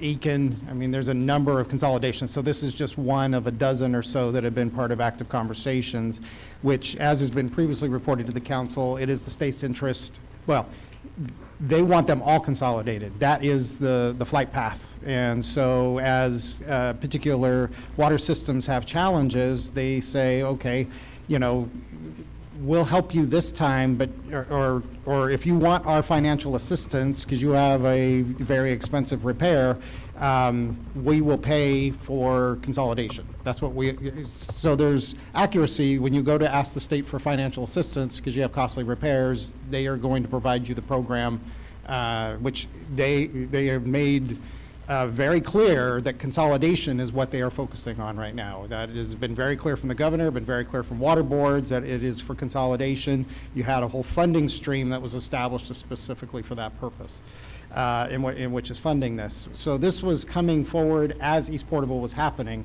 and when the council deliberated the East Porterville Water Project, annexation was, that was part of the conversation back in that time. Some of the council may recall, but it was an awfully big elephant. And so the policy that we had going forward, which is usually annexation, you annex, which was because we were talking about 1,200 residents, 1,200 properties, and ultimately 800 homes that connected, was in lieu of an annexation, that as connections were made, that there would be a irrevocable agreement to annex as part of the extraterritorial services agreement. So that was one of the considerations. I wasn't at the meeting, but I'm sure that that was the state's response as they were at these meetings, saying, well, this is what we're doing in East Porterville. And I guess here, just being straightforward on it, if they, you could, under your policy, if you held it the same way, every person that connected, so in this case, the entire water, it's not individual connections, it is an entire water system. There's a they are essentially all 30 or 40 connections are coming along with the entire project.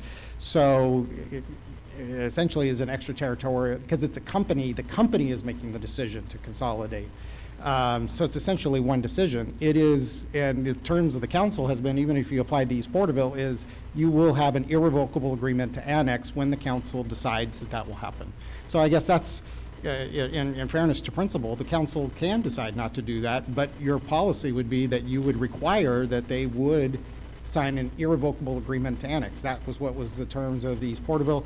As the alternative to not annexing, you'll recall Aiken, when Aiken consolidated shortly before that, and this was a little bit of the conversation about annexation or not, Aiken, which was at that time outside of the city, was required to annex to be provided service. And that has been, I would say that has been the policy with the exception of East Porterville, because it was simply too large of a, in the infrastructure. When you talk about city services, I remember a conversation to the police chief, what would it be for you to provide the same form of law enforcement to this area? And the idea, it was 20 police officers, which the East Porterville area is generally a residential area, so your primary funding source is property tax, which the city receives a very limited, receives the least amount in the, about 12% in the property tax share. So would certainly not provide the necessary revenue to be able to provide city services. And so, but again, that was the policy that was implemented by the council to proceed very specifically, that in lieu of requiring annexation of East Porterville, that the alternative was that there would be an irrevocable agreement to annex that is filed on the property, such that at any time, the city council can make the decision to annex any part of that area. I will tell you, I go to LAFCO meetings on a regular basis, and every time the Board of Supervisors say, is the city of Porterville ready to annex the East Porterville? Because we would really like you to do that from a services standpoint. So essentially, you have those options before you. The option that of the larger urban development boundary is really just more to be consistent with LAFCO policy, which is, they call it logical boundaries. As I say, there's been specific legislation to eliminate islands and peninsulas and those sorts of things. They want things to be more geometric as opposed to, they call them peninsulas or islands. It's more, it is an option to do it. It's just not it's not consistent with guidelines as established by LAFCO.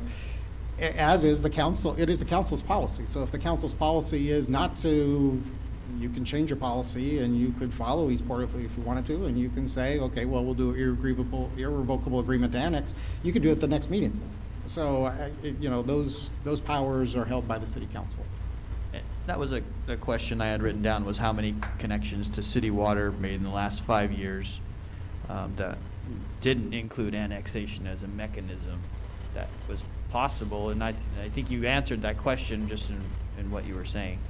Yeah, unless... No, strictly limited to East Porterville. East Porterville is the only exception to that, which was a very specific provision that was made for that project, which ultimately resulted in, at one time, 800. I don't know if it's more than that at this point. Mr. Knight might know more if there's been additional beyond that.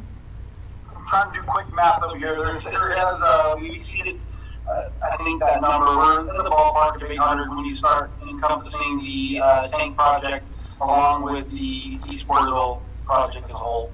Okay.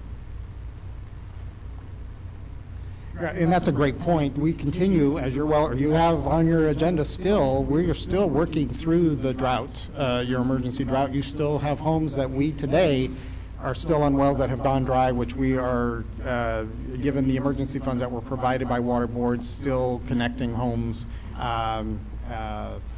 Some of them, Mike, I think all of them are within the city limits now established, correct? Yes, that's correct. Okay, so this issue hasn't come up. So this is what's unique here, is that this was outside of the urban development boundary, just because Gibbons was the boundary. And so there has to be other actions taken to be able to proceed with the annexation. Otherwise, it would be I would say automatic, because it would have been with an urban development boundary. Thank you. Council? Yes, if I may. Please. We all saw the reports that we're up probably 19% over, what we've done in the past year or two with water.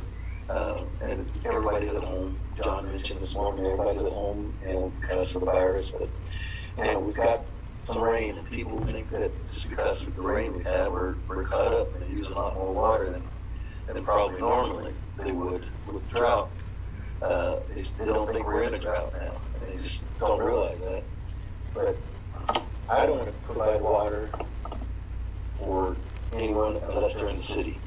I mean, because we're hurting now, or if we're not getting anything from them, I mean, of course we're getting water, funds from them, but they should be annexed into the city if they're going to get the water.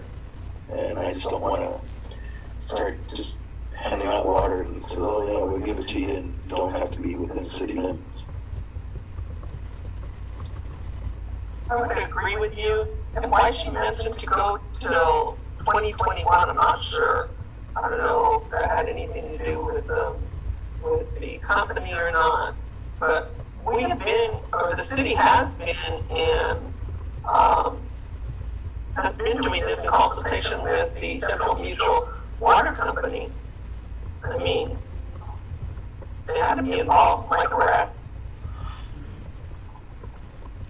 Yes, we've had a series of meetings with representatives from Central Mutual throughout this process. Councilmember? What I would say is, quite frankly, and I think Mike Knight would attest to this, there's weekly calls that happen. There is, the state, I would say this is just, I'm going to, are they involved in the weekly calls? No. But there is weekly discussions between the state and the city to this day about the East Portable Water Project, which is still not finished. The connections were made, but remember, we still don't have 2 wells connected and the tank isn't finished. So there's still parts of that project that are not done, even though the connections were made. In addition to a number of consolidations. So there's a number of points that Mr. Knight connects every week. And I will tell you, this is discussed every week. I know right now the state is waiting because this is combined with the Aiken well, as we call it, because that was the East Portable Water Project took in this, it was considered as part of this project. And that's why I said, I think that's where the messages got crossed from the state, because the state was saying, well, this is how the city's dealing with this in East Porterville. Maybe they'll provide the same things to you. But again, there was a very specific policy that the council developed as it related to East Porterville, because the policy was annex. And I think there was, for the reasons stated, a huge reluctancy for the city to proceed in the complete annexation of the East Porterville area at that time. So, but are they involved in that? No. And as the state said, the funds is being awarded as a grant to the city, because the city is going to be who.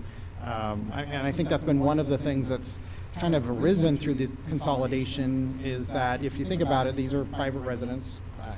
I can tell you, somebody could say, I'll give you a certain amount of money, but that doesn't mean I can design the water system. Who's going to do that?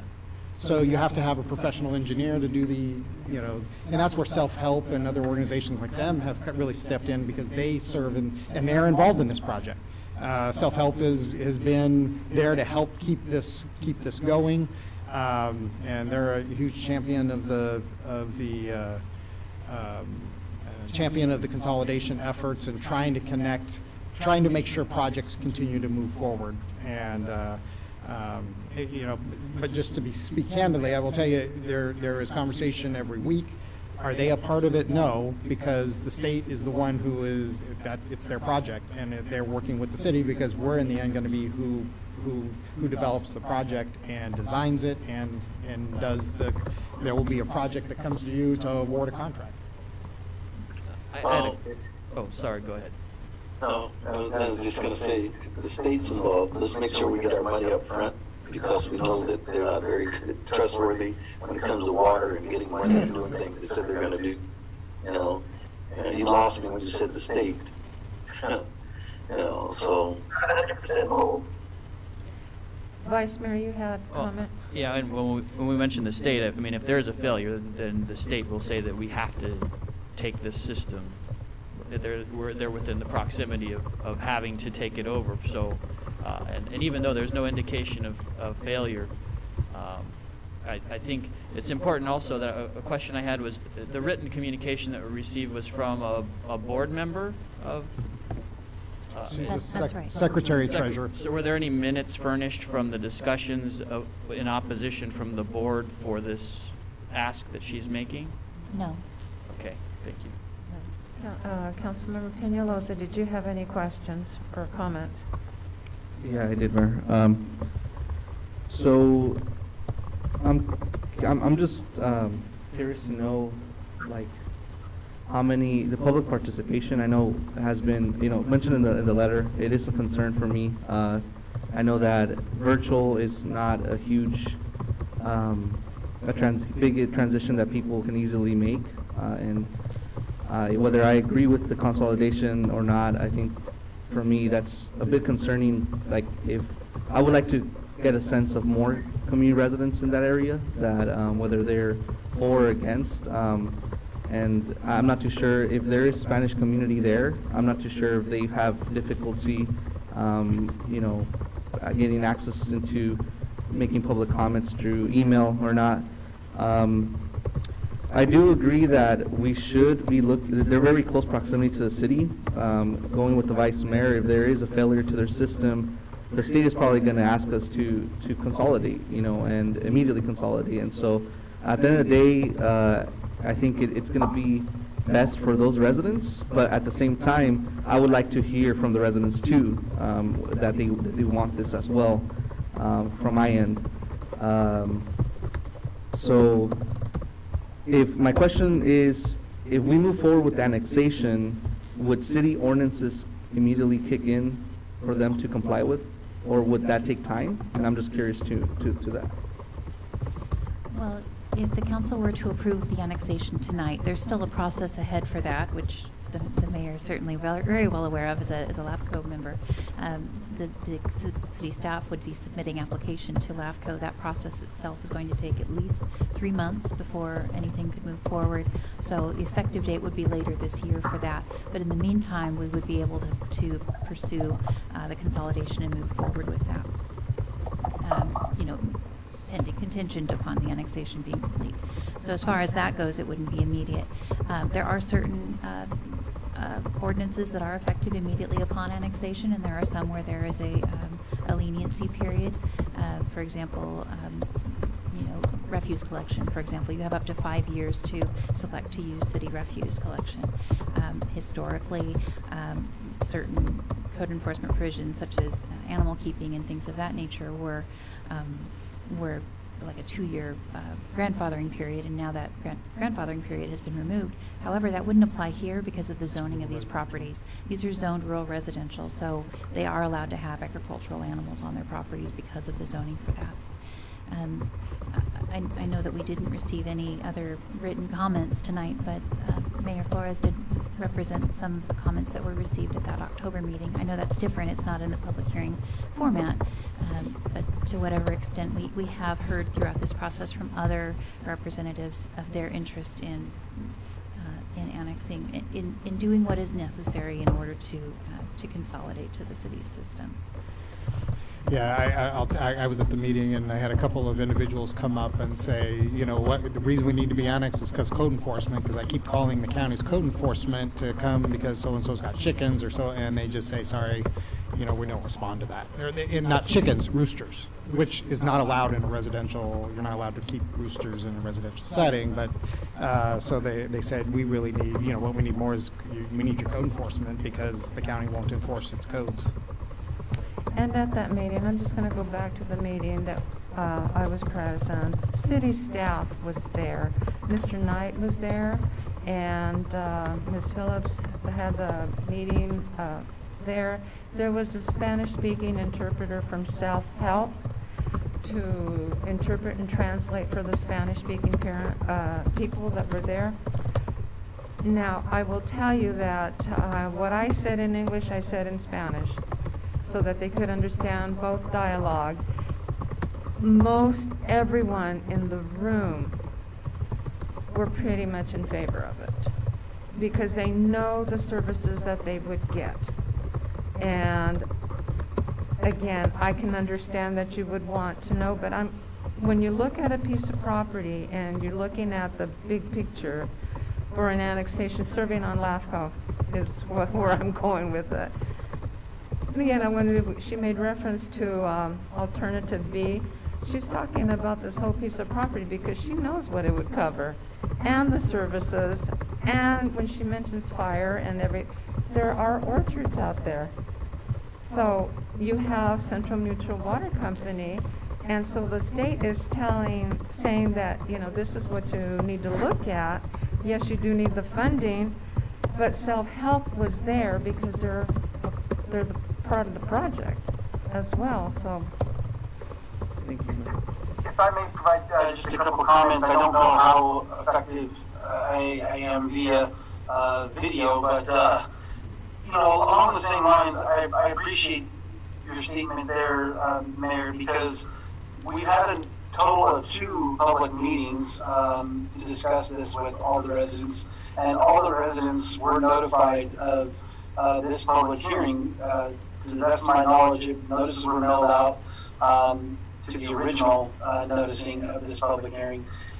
And just to speak, I can't speak to all the comments within Paulette's statement, but a number of things are kind of taken in different forms of context. One major is the fiscal responsibility of the operation of the water system. So regulations would require that water system to not only maintain a Title 22 water quality well, but also have redundancies built in to serve that community. And so that is another item that the state is looking at whenever they're evaluating the need to consolidate with the city of Porterville, is our fiscal responsibility of providing quality drinking water and services to the community for billing and repair. So there's a number of items the state has talked about, and to speak to the city manager's comments, there is a number of meetings that we attend and talk about this consolidation and the Aiken consolidation and projects in the surrounding area. And yes, Central Mutual has been present both in person prior to our current circumstances, and then also on phone calls, but not necessarily needed at every conversation. And we've also tried to encourage additional communication with self-help and Central Mutual as well to continue to bridge that gap between city staff and the efforts to get this consolidation completed and move forward. And in addition to the city manager's statements, we basically got on the same page, if you will, for lack of a better term, with the state, and created a consolidation of consolidations.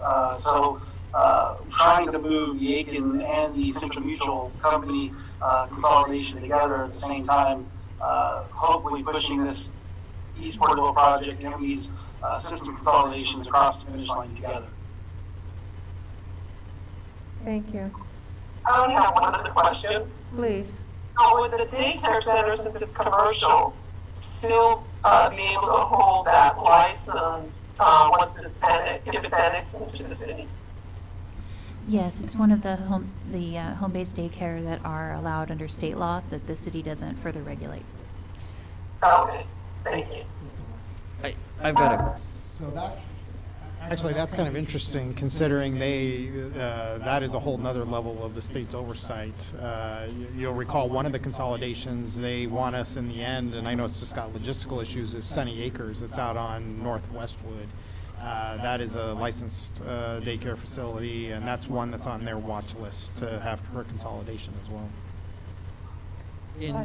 In the event of any kind of delay, which I know Councilmember Garola mentioned a delay possibly till 2021, would that encourage the construction or addition of any accessory structures or any other improvements that would not align with city standards in the meantime? And then once the annexation happened, those would be accepted as existing?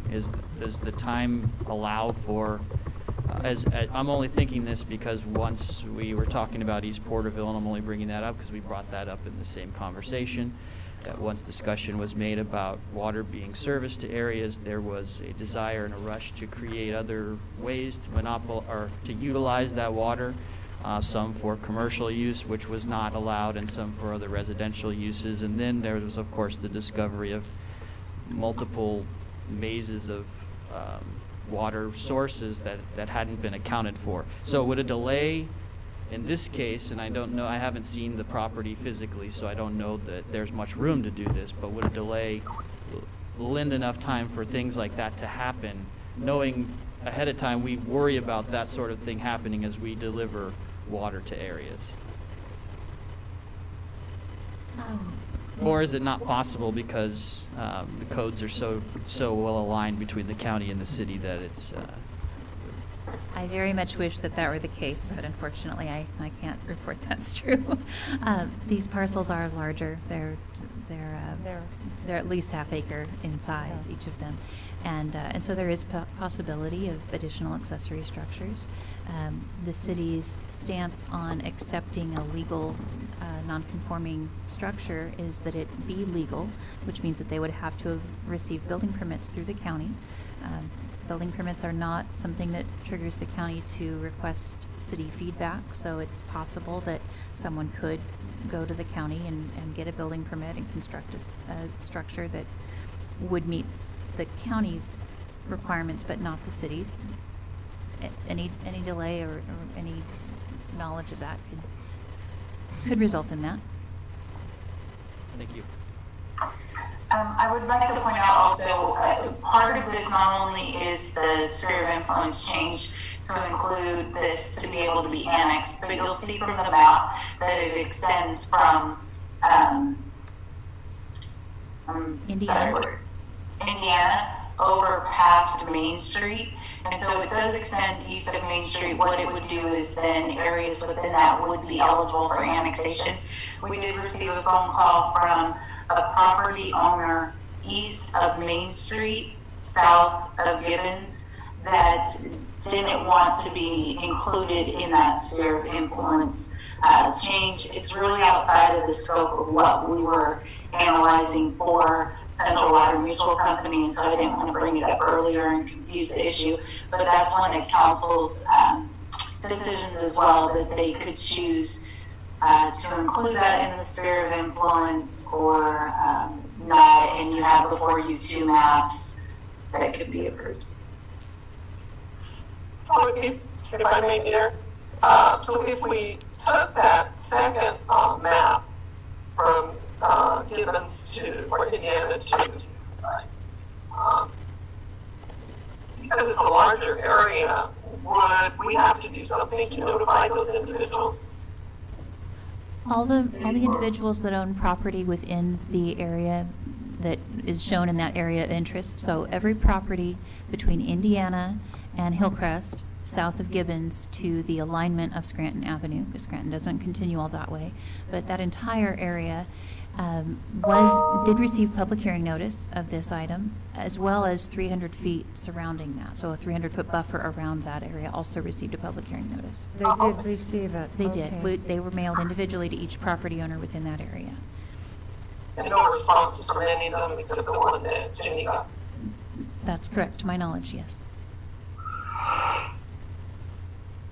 And on this, I only had one phone call at for the last meeting from a resident, Mrs. Tillery, and she said, the only thing she asked was, do I have to be at the council meeting? And I said, no, you don't. This is how you can call in your comments, and this is the phone number where you can reach, or an email, and I sent it to her.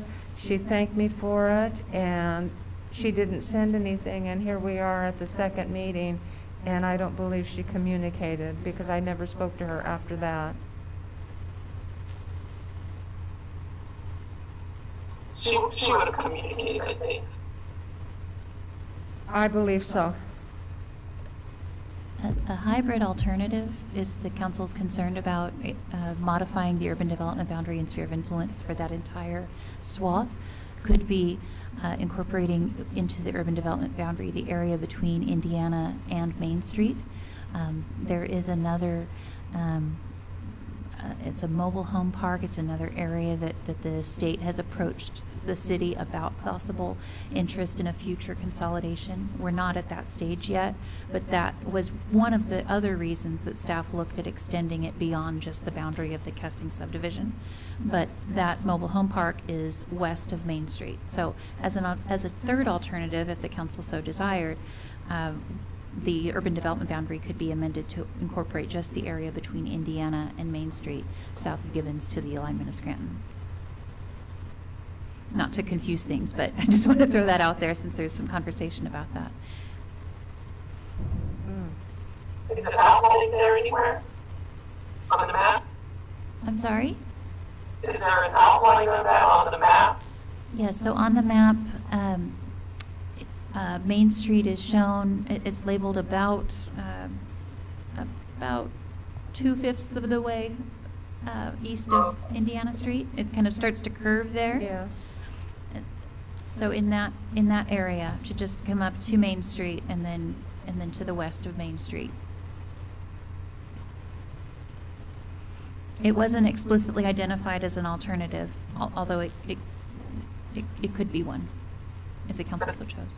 They also got notification because they were within the 300 feet. Yes, all of the properties would. It would just be taking the area that was noticed and taking a smaller portion of it into the urban development boundary.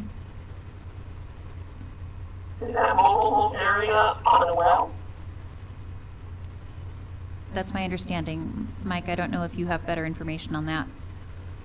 I'm trying to get to the map here real quick. I was not there. Which mobile home would be referenced? I think it's it's A and A or AA or. They are on a well, yes, that's correct. Okay. They've actually sought connection to city services in the past, but we do not have infrastructure that far. Wow. Okay.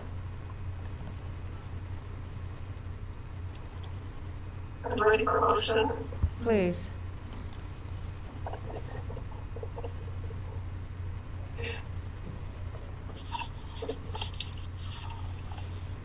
For approval of, I was waiting for somebody to say something. Well, I was gonna say something, but Go ahead.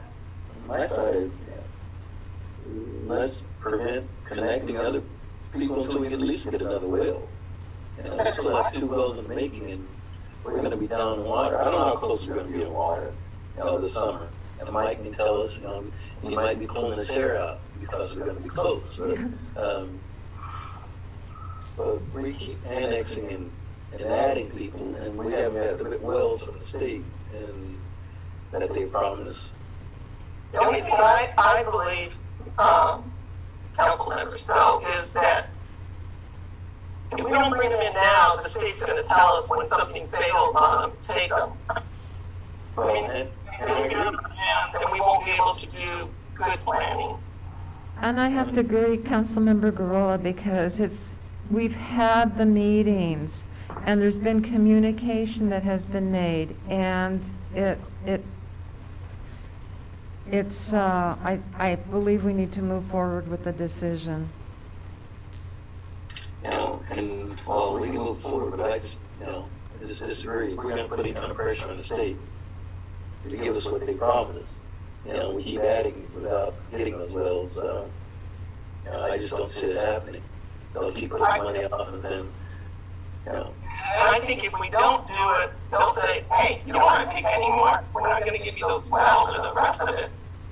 I think when we're in a hard place. If we don't do it, then the state comes in, and if those wells fail, the state comes in and just says, take them, connect them. If we do it, at least we have time to plan as we look at those areas, and that Mutual Water Company, it's going to go down. It's already had problems. You've seen our wells when they have issues. It's not a financially easy fix. So.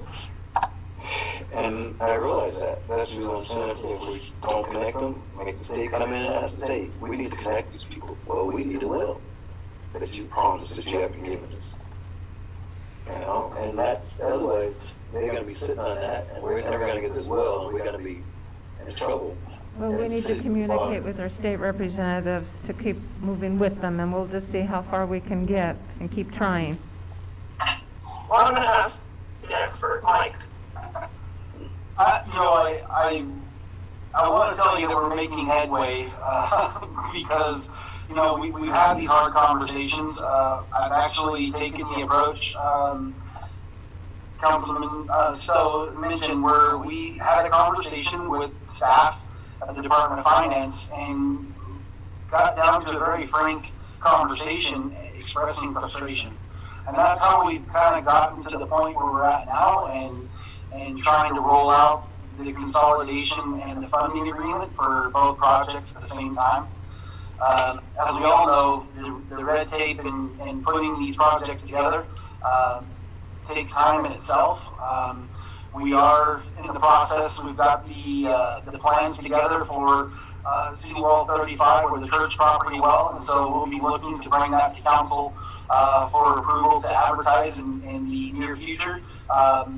And so we can get that out and try to get a contractor on board and hopefully make sure we got additional source before next summer. And moving forward with this process, kind of keeping the momentum moving and getting a funding agreement. I'm optimistic by the end of the summer to have a funding agreement for the consolidation of both Central Mutual and Aiken. That's been the conversation. Really, depending on timelines and how things shake out here with funding is going to dictate that.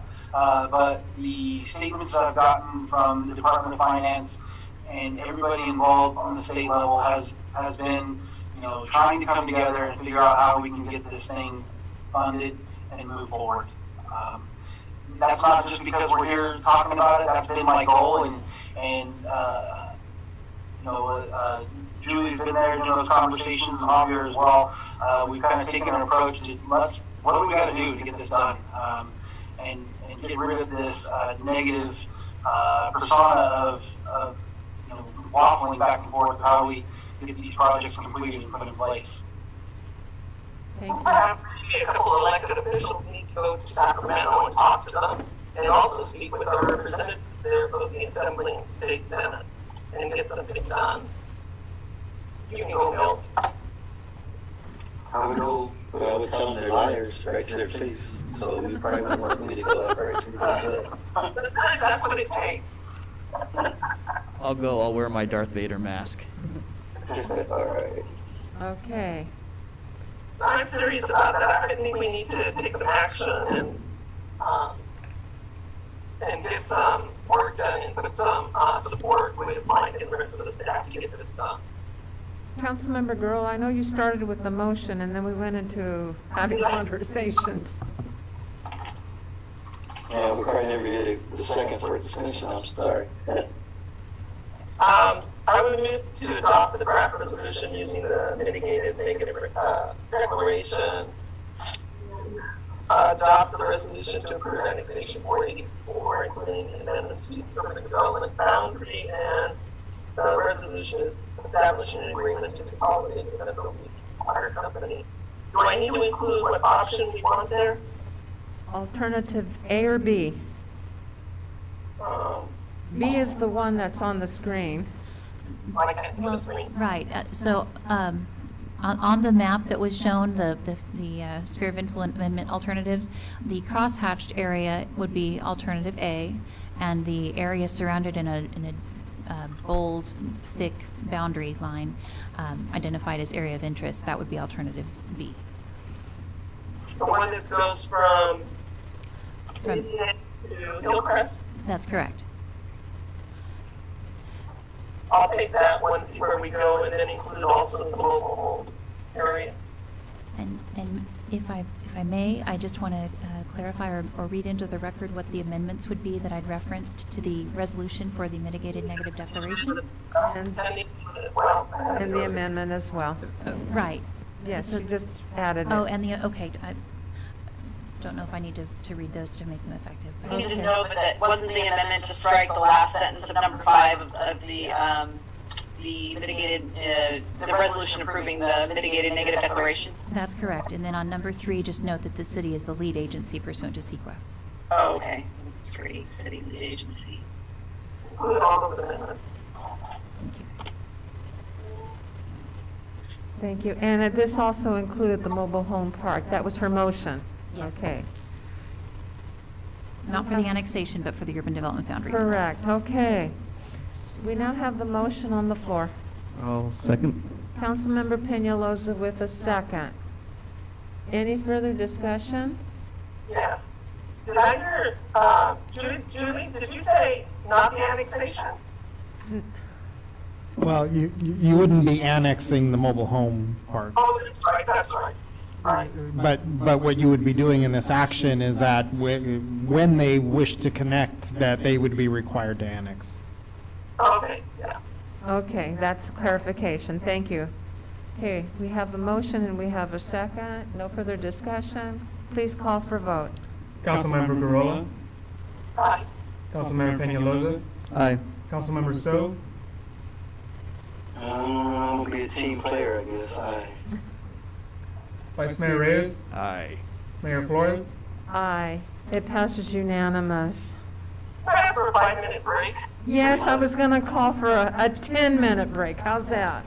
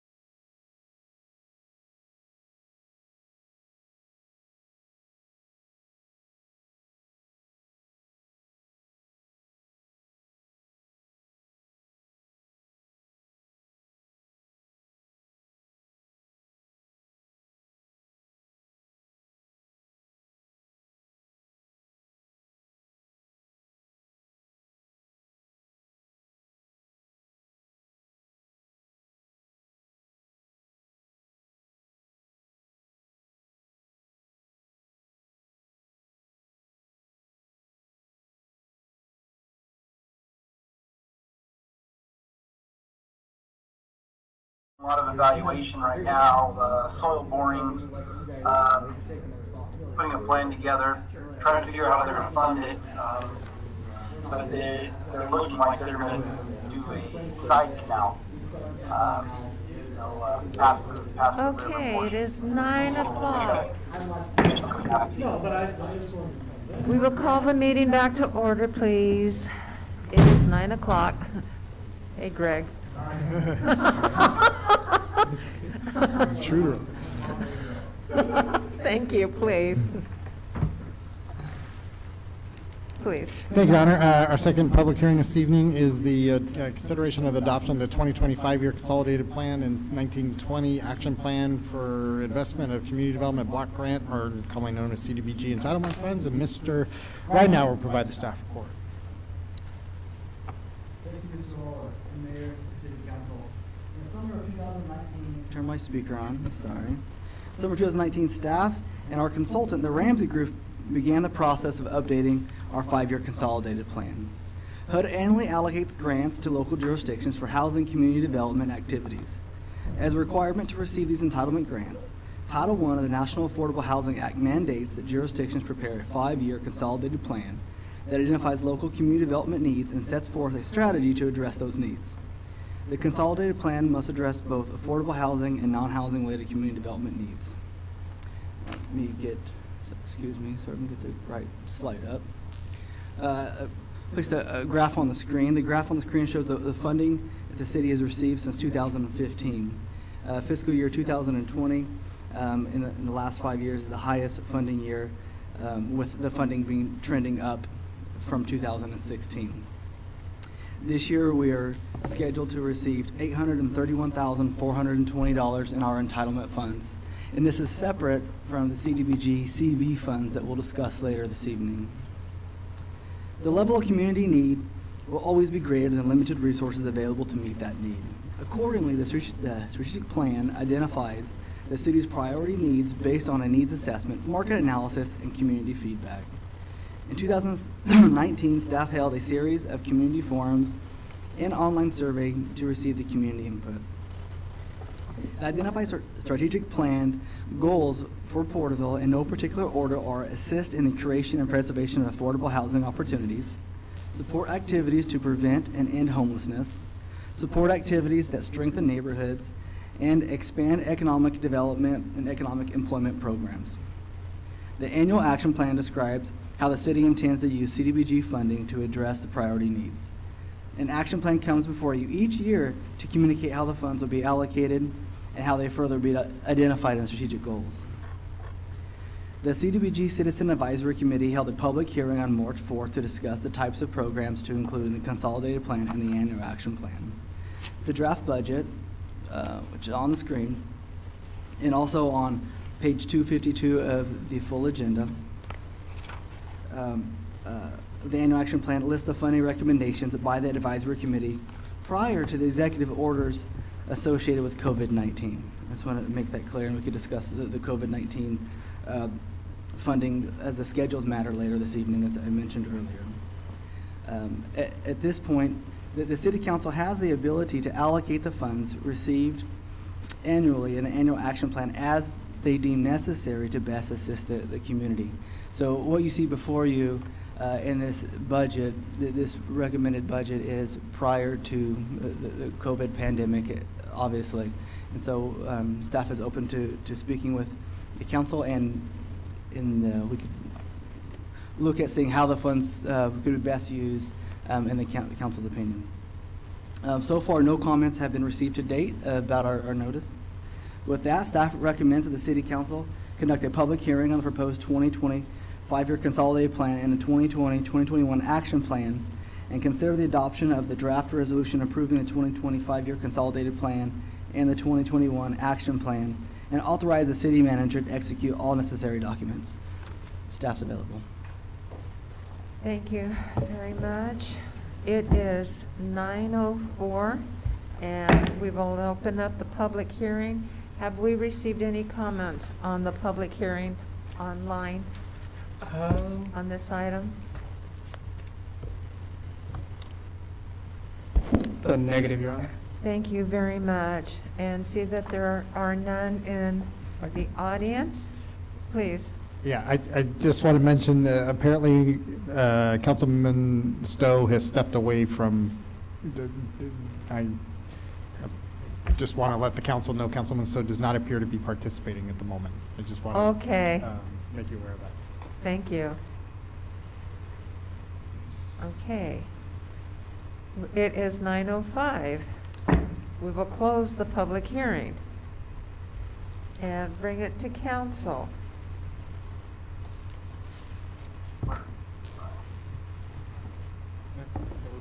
Please. Thank you. On the staff report for 2020 or 2020, 2021 entitlement allocation, it references a city-operated youth center at $110,875.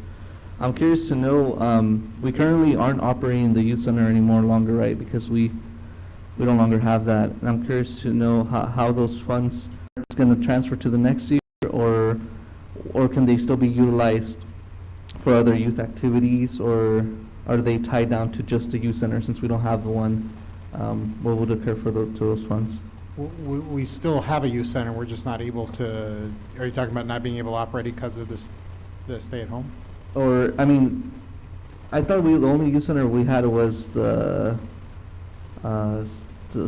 Santa Fe, the school there, and that one is it currently in operation? Oh, okay. Yeah, we just stopped operation because of the stay-at-home, but no, we've been continuing to operate it. We still occupy one of the rooms within the Heritage Center and okay. Continue to operate. So we have it in the budget. To your question, we're not expending the funds. Although what I would tell you, and Maria's on the line if I am accurate as well as Donnie, we actually end up spending more money than the CDBG entitlement. So we end up general fund ends up making up the difference. So even though that number is there, we end up spending. It doesn't fully cost to cover the of the Operation Youth Center, but we are. So it still remains in there because it's the intent to continue to operate the youth center at. We've maintained that space that's there, but you're right. Without that expenditure, so my guess is that when we look at, because of the fiscal year that we're in, we probably won't expend all those funds. They'll just roll into the what's called the carryover of that, and then you can reprogram in different areas. Additionally, those funds, they typically run out about April, and so there's about a 3-month shortfall. This budget that's being proposed, it begins July 1, and so even if the youth center isn't able to open until September, it would then cover us through June of next year, rather than how it is this year, where the youth center was going to run out of CDBG funds in April. Thank you. And the other part I was curious to know about was the park improvements program. The $66,670 that was allocated, has that already been? Is that part of the projects that we approved in terms of like the amenities that we were going to give to the parks? That was the total cost, right? Well, no. This is what is proposed to be budgeted. Okay. Out of CDBG. And typically what we use it from is the Parks and Leisure Services Commission. They come up with a list of things that they want, and then depending on what the budget is through CDBG, we try to accomplish some of those goals. Okay, I just wanted to confirm. Thank you. Mayor? Yes, please. So my concern right now is, and I know we're going to discuss it in a bit, and that's item 15, but business assistance. I think right now with what's going on and so many of our businesses who have had to close their doors and employees that aren't there. And I know that there are some businesses that may have gotten funding through the first stimulus. I know the 3.5 stimulus is going through as well. And I don't know whether was that passed or not. Does anybody know? I've not been following the news today, but as of this morning, that the new stimulus package hadn't been approved yet. So I'd like to to see us do something in business. You know, I don't want to jeopardize any of the other programs as well. But what can we do to assist business? And is this something that maybe we need to discuss at a special meeting along with item 15 to see what happens with the stimulus funding? Also to find out how many of our businesses didn't get any assistance. Is there something we can do as a city to augment that or assist some of those smaller businesses? You know, I just have a fear that when we start up again, that some of these smaller businesses won't be able to open their doors. And if the city can do something to help them along, I think it would be in our interest to do that, because that's where we generate our money, is through tax revenue, sales tax revenues. For what it's worth, I'm just reading right now, it appears that the Senate passed it today, the House is expected to pass it later this week, and the President is expected to sign it. Okay. So, Councilwoman, if I may, you are correct, and part of the COVID-19 response from HUD has been several regulation easing that they have tried to streamline. One of those is typically this document, and why it's before you today, and is on, it's due May 15th every 5 years. And so we were in line to submit that by May 15th. They have eased that and have allowed us to push that back, I believe, as long as we confirm with our rep, to August 16th. And so that gives us a little bit of more time, but I would urge the matter that discussions be had and decisions made, as funds typically aren't released until these documents are adopted, because funds aren't released if we don't have a plan in place to expend such funds, an approved plan. So you did mention several things of our programs. As you could, if you're privy to see our screen, You can.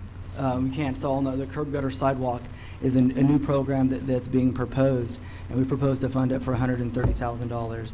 Those funds most definitely, if the council chooses, could be redirected and redirected to the business assistance program. As well as the Parks Improvement Program, we typically, the council typically funds Parks Improvement through the CDBG program, but those funds also could be reallocated if so chosen by council to provide additional revenues for the business assistance program to be able to expend, but at the council's direction. Councilwoman, what you're unable to see is a slide that Mr. Ridenhour is showing right now, which shows what the estimated, so there's about 340, I like rounded numbers, I call it 350,000 of business assistance funds that are in carryover right now from your existing CDBG program, which when added with the $500,000, that's you're looking at about 850,000 right now in business assistance funds. I think one of the question that comes from this program is that, and a conversation that Mr. Ridenhour and I've been having about this, is that there's going to be two rules of the road. There's going to be what the COVID funding has, which is much less, much more eased because of the emphasis to get it out there. We would need to do some readjustment. And as an example of this, there's nothing in the existing CDBG Business Assistance Program that makes it a grant. Those are some of the terms that are in Mr. Ridenhour. We'll get into that. So from a business assistance standpoint, and typically the reason we're sitting on $350,000 is because typically folks haven't wanted it. It's got a lot of requirements. Some of those are going to be are federally, and some of those are the city's requirements. We've required that, because we had several defaults, that we required that people pledge property or those sorts of things as security, which you're not going to have those same kinds of restrictions on the COVID funding. So, so a little bit of it is, I mean, money's part of it, but also part of it is what are the regulatory strings that are attached to it. Mr. Lawless is correct. This year we have, to date, this fiscal year, we have issued 2 business loans. there's often, we have interest, but some of the restrictions that we have on it make it a little bit cumbersome in the processing. And so oftentimes, you know, even though the interest rate is low and favorable terms, people, after they start to get into it, it seems a little bit overwhelming to applicants at first. And so we've had some pushback on that. So if we were to make the program a little more attractive, as Mr. Lawler said, we could roll back some of those hurdles.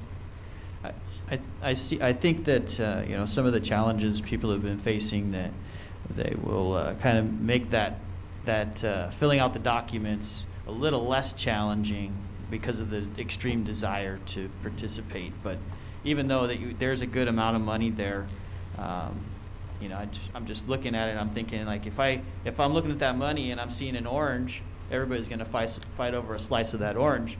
But I think Councilmember Garola is correct. We need to do an assessment on a whole, separate from CDBG, just to find out, because we might find out we need a gallon of orange juice instead of an orange we're going to fight over slices with. So, and if that's the case, there's other pots of money, and you're right, there's regulations that will hold us back from doing what's absolutely needed.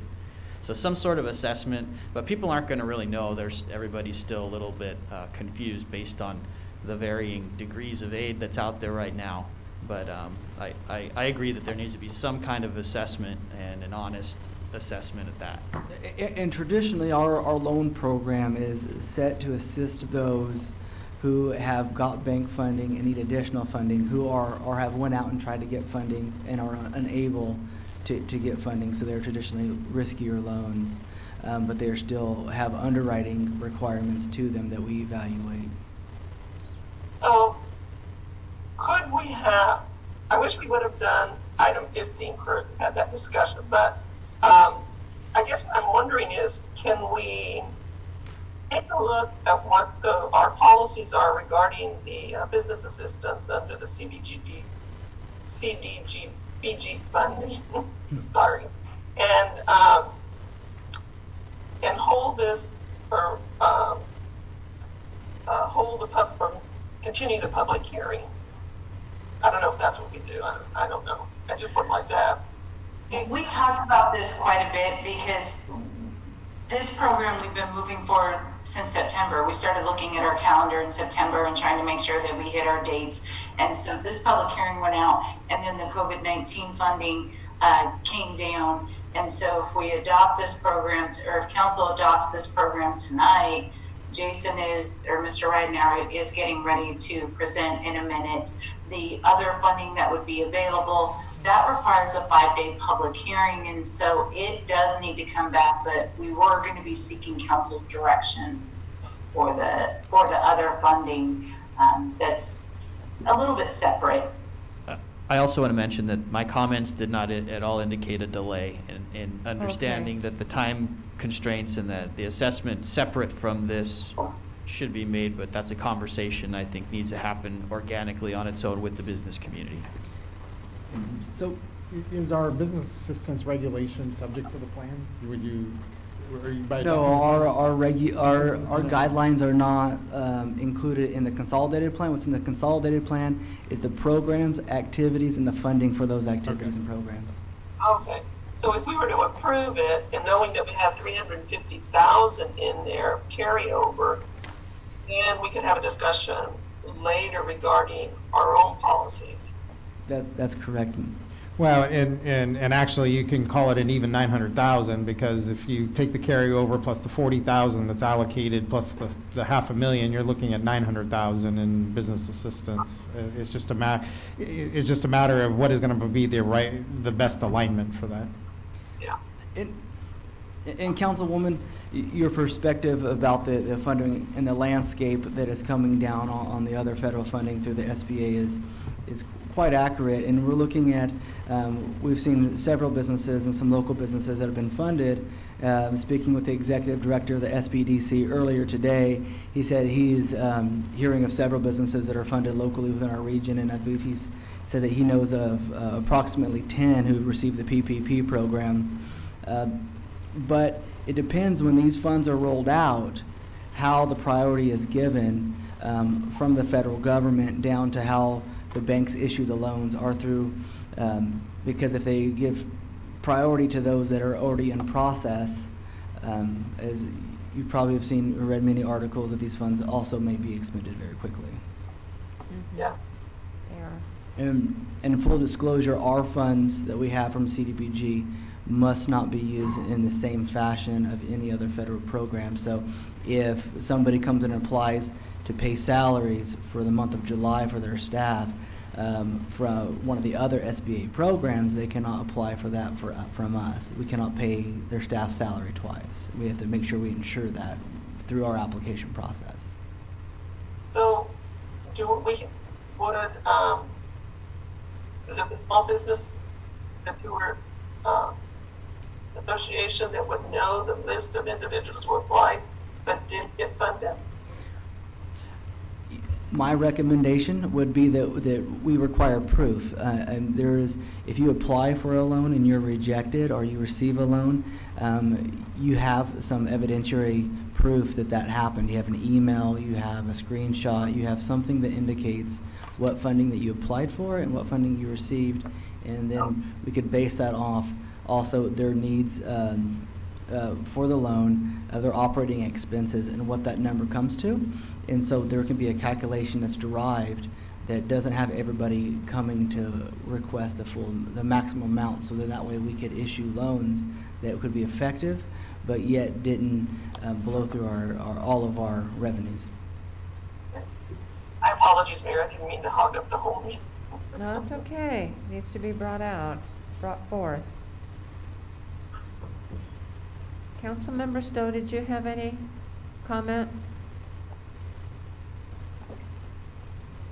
No, I did not. Thank you very much. Are there any more questions? Does someone want to make a recommendation? I'd go ahead and move to, let me make sure I'm clear. We can go back and make changes to the city's policy for the carryover money for the businesses, correct? Yeah, we can revisit the policies, what are the rules for the lending of the program? Yes. Okay. You would have to make a change to if you wanted to, example, take 130,000 out of curb gutter and sidewalk and put it in business assistance, you would not be able, that would be a different process. Yeah, but we have 350,000 in carryover, so that's, I'm satisfied with that. Okay. Thank you. I want person to understand. Just for the record, $344,033. Okay, then let me make sure I've got. I would make a motion to approve the draft resolution approving the 2025-year consolidation plan and the 2021 action plan, and authorize the city manager to execute all necessary documents. And I'll second that. Councilwoman, if I may, I just want to make a clarification. Oh, sorry. Oh, okay. Okay, discussion? We have a motion, we have a second. Please, now. You had asked a question about being able to reallocate the funds. There is a process called an amendment, and it may even trigger what's called a substantial amendment. It can be done. We can, if staff can bring back at the direction of council to amend this document at a later date, if it's deemed that more funds are need to be transferred from one program to another. Apologies. But that's just between the programs themselves, not the carryover from one line item. Right, that particular question is, I mean, we could differentiate for the council what are going to be federal regulations and what are local regulations. Okay, thank you. Thank you. We have a motion by Councilmember Gurul and a second by me, and if there's no further discussion, let's call for vote, please. Councilmember Gurrola? Aye. Councilmember Peñalosa? Aye. Councilmember Stowe? Aye. Vice Mayor Reyes? Aye. Mayor Flores? Aye. It passes unanimous, 5-0. Thank you. Thank you, council. Under our final public hearing this evening is considering transitioning into Phase 3 of the city's water conservation plan, and Mr. Knight will be providing that staff report by video. Thank you, Mr. Lawless, Mayor, Vice Mayor, members of the council. This is a time and place to conduct a public hearing regarding the transition of Phase 4 to Phase 3 of the city's water conservation plan. The summer months are approaching, naturally increasing water consumption needs for outdoor use. The purpose of tonight's public hearing is to discuss transitioning from Phase 4, 1-day-week watering schedule, to Phase 3, a 2-day-week watering schedule. Phase 3 will be a mandatory odd-even 2-day watering schedule. Odd addresses will be allowed to water Tuesday and Saturday, and even addresses on Wednesday and Sunday, while also maintaining time limitations between the hours of 5 a.m. and 10 a.m. and 5 p.m. and 10 p.m. with no outdoor irrigation allowed Monday, Thursday, or Friday. Staff's recommendation that council conduct a public hearing to discuss moving to Phase 3 of the city's water conservation plan. The recommendation is to commence with Phase 3 effective June 1st, 2020, and continue this watering schedule through the summer and fall months until November 30th, 2020, and December 1st, 2020. The city would then transition back to Phase 4 and the city's water conservation plan, a mandatory 1-day watering week schedule. Council has included conditions in the past to consider those transitions and that transition time ahead of May 1st. And so May 1st in the past, we have monitored the weather forecast, and council's choice in the past was to monitor 5 consecutive days of 85 degrees up for discussion tonight, should we want to include those in for discussion. This concludes my staff report. I'm available for any questions. Thank you very much. It is 9:26, and we will open up the public hearing. Did we receive any comments on that? We do. So we received one comment I'm aware of, and I'll read it into the record. This is from Catherine Capone, 806 West Westfield Avenue in Porterville, dated 4/21/2020. I am glad to see that the residents have been able to maintain similar reductions in water use during the 5 years of water restrictions. This appears to show that the water use has stabilized at this level. The Water Conservation Plan has kept the water usage within the city's ability to meet the need for water. This is a commendable first step for Porterville as a community. Additionally, we need to be concerned about groundwater sustainability. The community can further reduce the overall groundwater overdraft by transitioning away from high water use landscapes and turf to significantly lower water use landscapes. I recommend that the city, as a water supplier, begin planning for a turf replacement and landscape conversion program. There are many models of this within California. With reduced use of groundwater for urban landscapes, we could decrease the overdraft on our water table and show an additional reduction in water use from our current water use level. Native plant landscapes have the potential to use 80% less water than traditional landscapes. Please contact me for additional references on landscape conversion programs within California, or specifically about the values of native plant landscapes. Thank you for your consideration, Kathy Capone. Thank you. We don't have any online public comments. Your Honor, no additional comments have been received for that item. Thank you very much. It is 9:28, and we will close the public hearing and bring it back to council. If I may, can I ask Mr. Knight a question? Hopefully I'm not putting him too much on the spot, but with the stay-at-home orders, I know you're seeing water usage up right now. Is that 10, 15%, Mr. Knight, above average? We are looking at that. Tentatively, right now, we see a 13% increase over the month of March. However, still a little early in April. We did compare the current usage for the first week of April this year compared to the first week of last April, and we're showing about a 3% reduction over that week. But it's kind of hard to judge because it's been very wet. So the conditions have not been consistent from year to year, but we are showing an increase of 13% for the current usage at stay-at-home residents. Are we saving water because businesses aren't open right now? No, actually, we're seeing more water usage because of folks being home and cooking and the activities of residential life that aren't typically there. And your businesses that are your large water users are still operating. You have Foster Farms that's still in full operation, and that's your largest, your single largest water user. Are the schools on the same schedule that the residents are on? Yes, that's correct. We haven't thought about moving them to a different schedule. We've had conversations in the past of entertaining a different option. Currently, we have not changed our water conservation plan to accommodate those changes. There is an opportunity for us to go back and take a look at that during the review of the next urban water management plan, which will be due in 2021. And so we've talked about having those discussions and open to making any changes from operational standpoint. We made it through. There is some school districts that have pressed an opportunity or requested an opportunity for additional watering days to be able to irrigate their fields. Not additional days.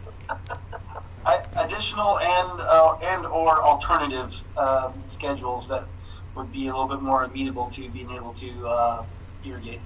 Yeah, Councilwoman, in answer to your question, I know Mr. Knight would sleep a lot better if we had the 3 wells that are in development right now and the water tank completed. If you were coming into this summer with those 3 wells having been fully developed and operational onto the system and the additional water tank, we'd actually probably be potentially talking about additional flexibilities. But that's not the situation you have this summer. You have the summer of those 3 wells not connected and the tank not finished. And additional connections that have been made. I think that was the point that Councilman Stowe was trying to make, is that we've added 1,000 homes to the system, I would tell you, with 1 new well, the city county well that was the initial one. So there's been a large load placed on the city system without additional resources. So from a conservation standpoint, I think you raise a great point, and it's one that we've had a discussion about. Do the cities and the schools transition to their own watering days as it relates to taxing the system, so it balances the system a little bit more versus everybody irrigating on the same days? It's really just a function of how much water you can put in the tanks, and you essentially need, and Mike can better explain the science behind it, but you essentially need the day of rest to fill the tanks. Definitely. So we have peak hourly demands that will overwhelm the ability to produce or pump that amount of water that the city could use at one watering day. I also just want to note, so we talk about the efforts being made to get those wells completed, and 100% the city manager expresses a very good point. And if we were talking about changing that schedule, I would be coming back with that same statement, knowing that June and July we do have some operational concerns without having additional capacity provided to the system. But on a positive note, we're doing everything we can to continue to conserve and to continue to recharge efforts. Council has given staff the ability to purchase water and recharge that water, and it has made a difference in the city's system. However, it's just not there to have, I wouldn't consider it additional capacity at this point in time until those wells are completed. And we'll never see those wells in our lifetime. Yes, we are. I'm going to say. That's well, I certainly hope so, because that was a pretty definitive timeline that you just established. I would say that the language for the extra, if the temperature rises to a certain point, that the language is in there. I think that one thing to consider is that during this time when everybody's at home, there's been a significant investment in home improvement since everybody has had to stay at home. Some of that home improvement has had to do with aesthetics, and hopefully they're following Ms. Capone's guidelines with native plants. However, some of those agricultural improvements have been for sustenance, which in the form of food or a way to do an activity to feed yourself and give energy to your family as a means of passing the time during when we're stuck. So I think to be punitive in regards to that, I think would be a double-edged sword, as that is a means of some of the only tax revenue that we're seeing right now, that people are going out and purchasing the things that they can then build those gardens with that they're looking at. So thinking about how we can not discourage some of the only bright spots that people will find by adding that language, so that they can save the investment that we would all mutually benefit from. There are a lot of people planting gardens. I've seen that. A lot of vegetables. Okay. Do you have any, you don't have any comment or anything?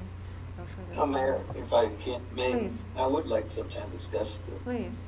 the point that Mrs. Capone made, that, we need to include in our ordinance or something that drought tolerant plants. And I thought we did some time back of, with residents or commercial, and that if they're going to plant grass, it was only buffalo grass or Bermuda grass. And I still see fescue going in the places, and I didn't think I thought we spans fescue, if I'm not mistaken. We have a model water landscape ordinance, and so currently commercial is no longer allowed, so new commercial is not allowed to plant grass. New homes need to plant warm season grasses only. Where you're seeing fescue still go in is in the rehabilitation of lawns, and because that doesn't require a permit, it's typically gone without being noticed by city staff, because there's nothing that's requiring approval by city staff. Okay. We could go further and look into maybe banning local retailers from selling, but that's a pretty big ask. But maybe then they'll provide the grass that is drought tolerant. Yeah, because I see no buffalo grass at Lowe's or Home Depot, and they said they would do so. Very little Bermuda. If Ms. Capone were here, I think what she was trying to say is that you're probably not going to get, I mean, you could go to those levels of kind of draconian, this is what you won't do this, you will do this. I think what she was saying is, why doesn't the city begin a program that it would offer those grasses and work, and maybe at a reduced cost, and use part of the funds that are in the water fund to help incentivize that. So if you're looking at a replant and putting in fescue, and that's $1,000, can you incentivize that and having somebody do that instead with a material that the city might provide or have a vendor for, and it would subsidize it at a certain level so that they would do that as opposed to fescue. I think that, and I think that's the kinds of programs that you're seeing where they're incentivizing it. It's really hard to change, someone puts in a fescue lawn and then you show up and say, I'm going to yank it out, as opposed to saying, okay, we have this program here, we want you to do this, and we can certainly look at developing a program that would have, and I don't know what the calculus is on that, Mr. Knight, but what the differential is and what would make it worth somebody's. I think a lot of this is just ignorance, to be candid. The grass is grass, and you go and you get it, and how you push out something to say, if the cost differential is $1, maybe we say it's a push, we cover the $1 difference if it was more expensive. I don't know the math behind that, Mike, but it is something we can look at, and I think isn't a bad idea. It is another feature of the city's conservation plan. That we've also recommended, the state has a SaveOurWater.com portal, and so they provide the X amount of dollar on a redesign of your yard, and they have a protocol where you have to send in pictures and get an approval to be able to do the project, and then once you do the project, then you provide pictures after the project and then receipts, and they give you X amount of dollars towards the square feet. So I mean, there's something we could look at, especially those are items that can be identified in our urban water management plan moving forward. There's a number of issues that we can address either with outdoor landscape or water saving programs for low use appliances. I believe it's Watsonville that has a program where they provide an incentive to their resident to buy certain types of grass. Only because I know my cousin bought some. She lives in Watsonville, and she goes, oh yeah, we get an incentive to do that. She had new grass put in. I think that's a good idea. So I'd be curious about what the mathematics is of that. Can we get an incentive for artificial grass? I'll put it in. Artificial Oh, yeah. grass. That I know is a little bit more than $1 difference. Okay. Well, was there a second to Councilwoman Gorilla's motion? Do anything? I didn't Pardon me? I didn't do a motion. I wouldn't say I don't think there was a motion. No, she hadn't, not yet. Do you want to, Milt? Yes, I propose a motion that we adopt phase 3. And of course, leave it up to, Mike and his staff to, when to kick it off. Okay, we have a motion on the floor by Councilmember Stowe, I'll second. Vice Mayor Reyes, second. No further discussion? I just want to clarify, that includes the temperature. That includes the temperature. Yeah, and typically what we've done there is that it's easier to, look at that and just say we're not going to do enforcement for that, but that we'll look at that consistency, and that's the easiest way for that implementation is cut back on the notice of violation. That also includes phasing or transitioning back to December 1st, yes. Yes. Okay, we have a motion and we have a second. Please call for vote. No further discussions? Councilmember Gurrola? Yes. Councilmember Peñalosa? Aye. Councilmember Stowe? Aye. Vice Mayor Reyes? Yes. Mayor Flores? Aye, passes unanimous 5-0, and we will now go into scheduled matters. Thank you, Your Honor. We have two scheduled matters this evening. The first is to consider the Federal CARES Act Community Development Block Grant, also known as CDBG, funding options. And again, Mr. Ridenour will provide the staff report. Thank you, Mr. Lawless, Mayor, and council members. On March 27th, 2020, the CARES Act was signed into public law of 116-136. The CARES Act legislation provided approximately $2 trillion in emergency relief and economic stimulus intended to combat the effects of the coronavirus pandemic. The bill's provisions include cash payments to individuals, expanded unemployment benefits, assistance to relief to businesses, states, local governments, airports, and transit, additional funding to housing and urban development in the form of CDBG CV funds as well. The CARES Act legislation makes $5 billion available in community development block grants, also mentioned as CDBG CV funds. These funds are available for grants to prevent, prepare for, and respond to the coronavirus. HUD is allocating $2 billion based on the fiscal year 2020 CDBG formula to entitlement jurisdictions, as the city of Porterville is.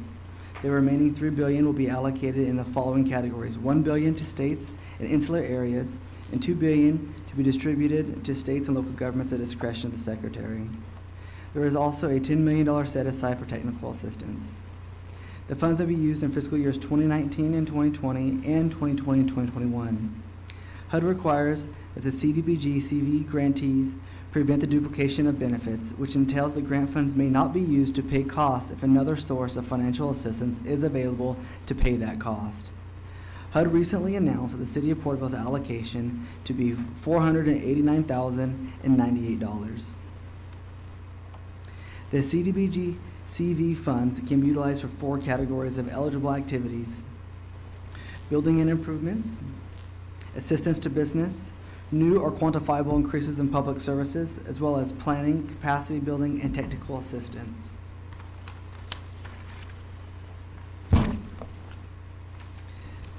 The City of Porterville currently has a business assistance program that is funded with CDB and child entitlement funds. The current BAP is divided into two categories. The first category targets assistance with loans in excess of $50,000, which are approved by City Council. The second category provides funding and assistance of $50,000 or less, which is approved administratively. Consistent with HUD guidelines, the program mandates the creation or retention of one job for every $35,000 of assistance. Staff has reached out to local business owners, an owner of a medical clinic, and the executive director of the Valley Community Small Business Development Center to better understand the needs of the community. The businesses and the SBDC that were contacted expressed support for CDBG CV funds being utilized for business assistance, as there is a concern that not all businesses will be able to be assisted by the Federal Small Business Administration SBA programs. Staff recommends that the CDBG CV funds be allocated to business assistance. Staff proposes that with these funds to modify the BEP to have a program that would be targeted to businesses affected by COVID-19 and that would offer forgivable business loans, providing short-term working capital to enable retention of jobs held by low and moderate income persons. HUD considers a job to be permanent if it's sustained for a minimum 2 years.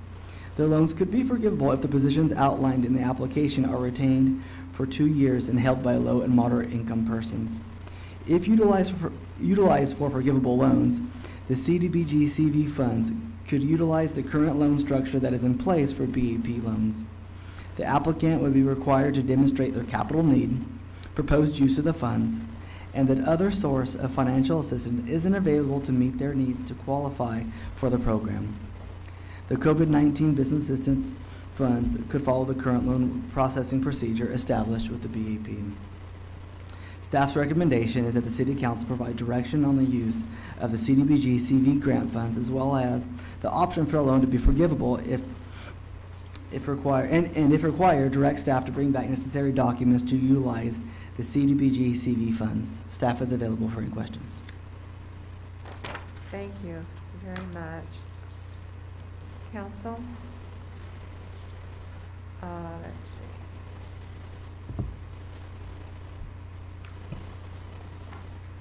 Do you have any questions on that? Yeah, so, it requires that it's a creation of a job or the retention of a job for every 35,000 in assistance. So, and I'm just thinking about the businesses that we, the current businesses that may be closed right now and need assistance opening up. Would they actually be bringing in new jobs, or could they hire their previous employees back? So if I had a business and I closed up because of the COVID-19, and now I want assistance, but I've got 2 people that were working for me at the time and I want them back again, would I qualify if I wasn't creating a new job? I would say yes, and that's actually one of the subtleties of even the PPP program is that it doesn't say that you have to rehire the person that you laid off. It just says that you rehire a person. Oh, okay. Mr. Lawless is correct. And so the COVID-19 program is established for business retention. But it's for employment retention, it is the position. And so, an example, if a business A has 5 employees and they get a loan to retain one of the employees, that employee is low to moderate income. In 2 years, they may have transitioned where that employee found another employment, maybe moved to a different profession, and they have another employee, and that employee is low to moderate income. They then qualify. It's the position, if that's understandable. So there's supporting documents that go back over history, like state compensation records and things that show the level and pay scale of positions. So there's ways to be able to validate what was in existence. Correct, as well as self-certification, and so that the business owner is required to sign off on their employees and what the salaries that they're being paid. And this sometimes is part of the reason why people don't want to take the money, because of the amount of, this is what we're talking about, regulatory work. And I also want to continue to say, this has been this was a big, big part of the CARES Act, which is all of this is going to be subject to federal audit. So, when they tell you that, that means that if it's not done right, you may be on the hook for amounts that weren't done correctly. And I think that's where Mr. Ridenour was talking about, providing evidence to say, in good faith. I think there's going to be a bunch of lawyers. This is going to be part of the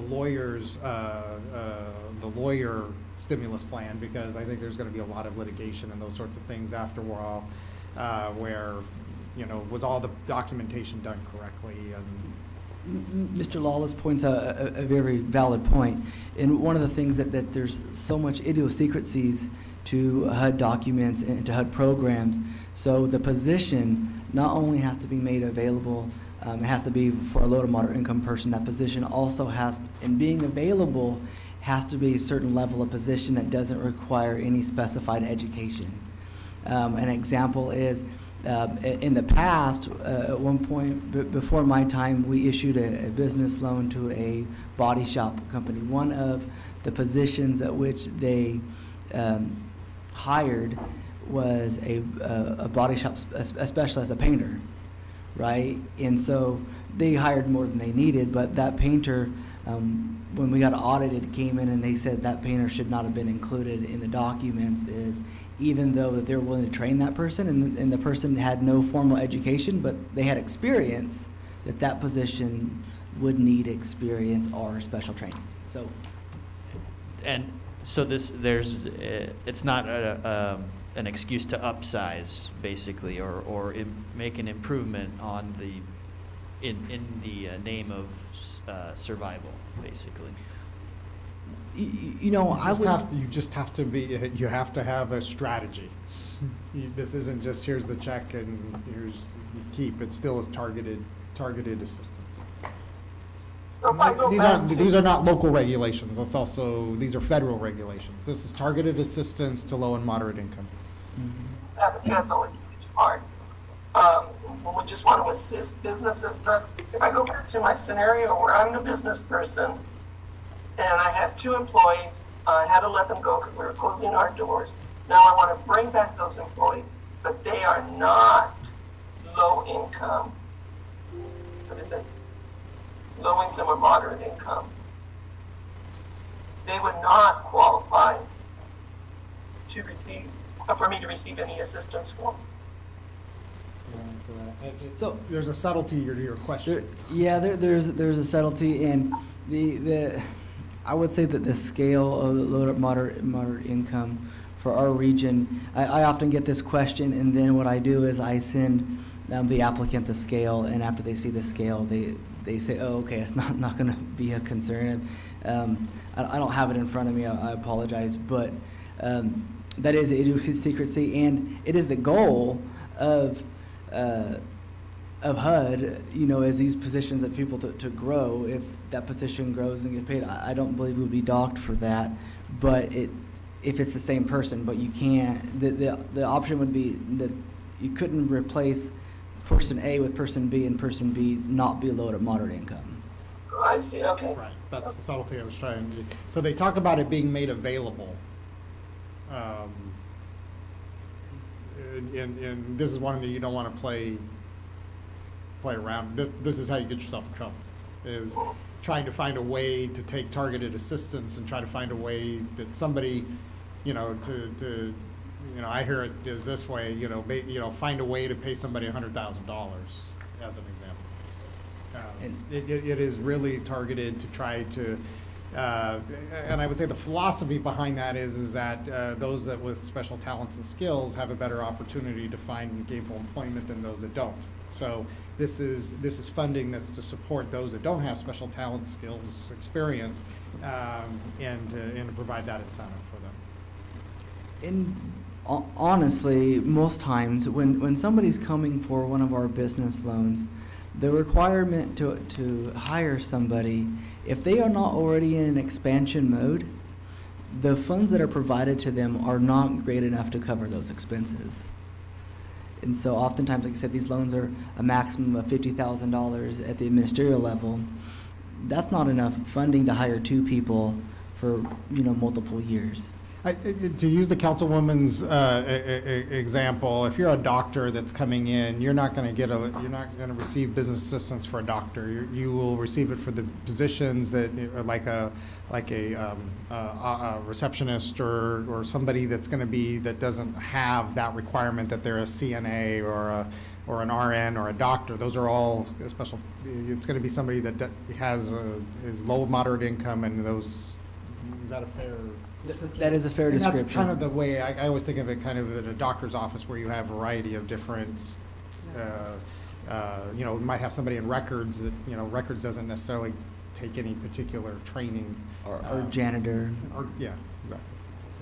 What role will essential businesses play in the prioritization of exerting these funds, and at what level and at what federal or state level will we take guidance at who is essential? Because I would imagine we wouldn't want to ramp up a non-essential, well, I wouldn't say ramp up, but we wouldn't want to enhance the survivability of a non-essential business necessarily we want to support businesses, but looking at that, and I could see it either way, that somebody who's essential is already surviving, where someone who's not essential would be almost failing. So how do we balance that? Or is that up to us to balance? You want me to take that, John? Yeah. Okay. So, Vice Mayor, I apologize. I will say that is up to the discretion of the council if you wanted to put a prioritization on the program. If you wanted to say medical offices or something if you want to target it, you could. That's a great point. Now, it's actually, if you look at the attachments there, when they talk about, a lot of this, half of the stuff they talk about is converting your facility to a testing facility or buying PPEs or those. It's very much COVID. If you look at the nature of it, it's COVID response. And I think they are showing, I would say, an element of favoritism to those, which kind of leads to who's actively dealing in testing, or because of the lack of testing that's been happening, so buying tests or converting to a testing facility or those sorts of things. So it certainly favors that essential. But it's a great point that certainly can be the prioritization, saying, okay, so the first slug is going to be available to this, and if there's no takers on that, then make it available secondarily. I would think, we don't want to lose anybody, but we don't want to promote anybody unnecessarily. So, to that degree also, the interest that we have received as staff from these funds and these programs, have received interest from a medical group that's interested in funds and even interested in our BAP program, if this program were not to formalize, as well as a lot of restaurants have expressed interest in small business. There's going to be many small businesses that are unable to get the other federal funds, as a lot of those funds were divvied out as first come, first served. And if you are not actively banked with a business bank that was engaged in the PPP program, you may have not have been able to get into that first tranche. And the second allocation that comes down will be just as competitive as what we're hearing.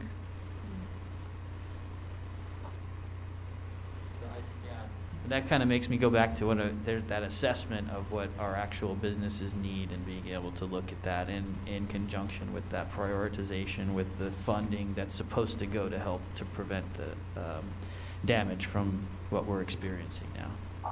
In speaking with one local business owner who owns a restaurant who's closed, they informed me, the owner, that he said to open back up, he's currently paying all of his staff to be home. He's paying them what their regular hours are, and he said he's coming to a point where he's running out of funds of his own to fund this. And so he is interested. And he said, but the money that he needs is not only to pay the staff, but he also has to fully restock his entire restaurant and get everything back up to reopen. And he expressed that it was a significant expense that he has to incur over top of continuing to pay his staff and not having revenues come in. And I'm sorry, and I hate to keep, I'm sorry, No. but I think we're Maybe I think ask a the lot of question. restaurants are experiencing that very same thing, except for now they're just trying to use the materials they've already purchased to stay in business, and once that is gone, they may be in a poorer position than they are now. So, yeah, I'm glad we're having this discussion. It leads to a lot more thought about thank you. A lot of the small businesses are struggling right now. It is really evident in some of the conversations, and I believe some of them are also thinking of creative ways so that they can continue the operation of their business.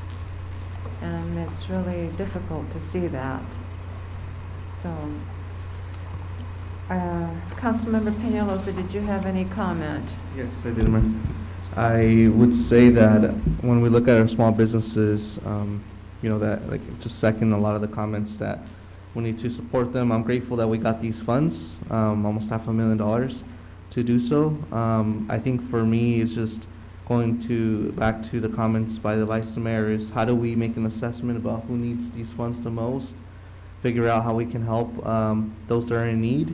And because I think we got to figure out, there might be essential businesses that will need the help as well as some businesses that are non-essential that are struggling, like you just mentioned, Jason. So for me, it's just figuring that out. And it's going to be tough, maybe to figure that out. But I think if we can put our energy and efforts to finding that out, we can put these funds to good use for the small businesses in our community. Sorry, and one of the pieces in there also, and not to put this out front, because this is not definitely a suggestion to put this out front, but the planning part of it, does any of this funding go to the efforts of the people that are looking to do these assessments, to looking to implement this programming, to manage the programming and the time it takes to do that? I just wanted to just throw that in there. Vice Mayor, I believe that the planning that is, that you've read in the document is really geared towards it. We are an entitlement, so it's gather data to develop non-project specific emergency infectious disease response plans. So the funds would have to be directly for a planning project of that magnitude, and we would then also need to amend to include a program, a project of that in our consolidated plan. One of the ideas of rolling this out through the Business Assistance Program was that we could do this with the effort of amending our 2019 annual action plan to be able to roll these funds out as soon as possible. Because as we already have a business loan program, this would just be a subsidiary, if you would, of that program, very specific for COVID response. Okay, so please, Councilwoman. Staff is recommending that we allocate the funds to assist businesses. Is that what I'm reading? Oh, yeah. Yeah, okay. Councilmember Stowe, do you have any comment? No comments. Thank you. But I would like to make a motion that we follow through with this and assist our local businesses, small businesses too, if they're willing to take advantage of this loan system. And Okay, did you just need direction, or is that? No, it's been helpful because I think there's been some good, looking at prioritization of funding, Okay. looking at, there has been a receptiveness to look at the forgivable grant portion is what I would call it, based upon, which is not, so we can borrow from the BAP, the typical business assistance program, but make it more flexible, and provide similar to the SBA program, where it converts to a grant if you keep the employee for a certain for the 2-year time period. And I think those are some of the pieces. What we might want to do is bring back, what exactly that looks Please. like. We really just need that, you provided some helpful I think the prioritization is a big, and I think more will be understood in the next 2 weeks based upon, should the House pass stimulus 3.5. I think there are people today that don't know if they got in the first one or not. And maybe the lenders are holding off on giving them bad news in the hopes that the other one gets funded and then say, hey, good news, you got funded, right? So I think there's a little bit of that going on too. So. Yeah, I would agree with Mr. Lawless in speaking with Mr. Mostert earlier today of the SBDC is if there's no prioritization given from SBA on the PPP, more than likely a lot of these funds will be expended within the day because people are already in the process with a bank. So all their applications are already in. The bank probably has not been able to finalize that because they're out of funds. So they would then be able to finalize a lot of those loans. Okay. And so if a small business has not got in yet, Yeah. it may be difficult. We could certainly bring back a more defined program, and this would go to, is there any interest that's charged Yeah. around, right now we bench it to the CIDB rate, which is. Leaf rate 2.29, 2.29 currently? 2.29? Is that current as of now? As current as of last quarter? I mean, they issue it quarterly on their You website. understand that's gonna get, Leaf rate is taking a dive too along with everything. Yeah. Okay, well then please take the comment Yeah. considerations No, and that's then good. bring it back. I have a question in bringing it back. Our next meeting won't be till May, May 4th, right? and I would think that if we can get these loans going, wouldn't we want to do it sooner than that? We can hold a special meeting? We have to do a 5-day public hearing notice. Okay. And so we will need a couple of days in order to get that to the recorder and be a 5-day. Understand. As Ms. Byers indicated, HUD has laxed some of the legislation, and so we are able to do a 5-day public notice, and so we would need to be able to have enough time to draft all the documents and the amendment. We'll need to have an amendment to the 2019 annual action plan to bring before you, as well as amendment to our public participation plan. And so we would bring both of those back at the same time for a public hearing, and we were able to notice those with 5 days notice, and so. That's not gonna support a meeting next week. No. It's No, it only isn't. able to be the 2 weeks. It's gonna press it to 2 It's weeks. gonna- And- no, and we that's wanna gonna do it be right. a monumental lift. by- It's going to be we will do our best if that's the direction, but No. like Mr. Lawless said, it's going to be very hard to even get everything completed by the next. Plus you'll have more information too by then. Correct. That brings it pretty close to the next meeting anyway, so. Yeah, Ms. Bemis is following along. She said, the LAIF rate is 1.7% right now. Thank you to Maria. Yeah, it's already dropped. Okay, more but than you'll a bring it back basis then, point. at this point. In that case, I rescind my motion. So just to clarify for staff, we would like for us to bring this back with all the necessary documents that need to be admitted in the Yes, public hearing yes. format. Thank you. Thank you so much. All right, we will now move on to the next item. Thank you, Your Honor. So last item, and I won't take a lot of the, I know it's been a long night for the council. This is an item that you need to consider every meeting as part of your declaration. I thought I'd just kind of touch on a couple of high points. Appreciate the council's action and direction at your last meeting, reducing your gatherings to 10 and no more. I would say we had a quiet Easter weekend. That's I would say there was a lot of good coordination between the PD, parks, code enforcement. Didn't have any, there were complaints that were received. Folks went out and they, the houses and those sorts of things, and folks were, once kind of brought to their attention, they voluntarily complied with that. So I didn't know if the council wished to revisit that or not, but I think with your most recent action of the 10 and no more, there continues to be a lot of, and even today, as I was talking with the mayor, the conversation changed with drive-in churches. There was a lawsuit last week against the state of California where the Attorney General Becerra came out and said drive-through churches or drive-in churches or however, are allowable as long as social distancing is allowed. So there was some conversation going on last week about a church that wanted to do that in a parking lot and those sorts of things, and it's very clear that is now, the Attorney General came out and said it is allowable. So from a They use that as part of their argument in an opposition to a lawsuit involving actually churches that want to hold in-person services. But their argument is, look, we have there are other alternatives to holding in-person services. We've limited the scope of our executive order. For example, we allow drive-in churches because we view that as a form of technology, cars as a form of technology. So it's been clarified via a court filing. The executive order has been. So, kind of interesting. So I don't know that there needs to be any modifications to that. I think it was helpful with that direction and that reduction of that gathering down to 10, but haven't had anything specifically to comment on that.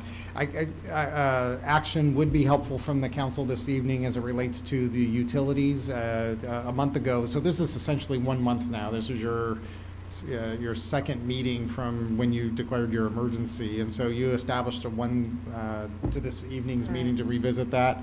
The initial kind of shock of, I think there was just some mixed messaging about, it's like free water now. There's not any turnoffs, which some interpreted to mean, well, then I don't have to pay for it.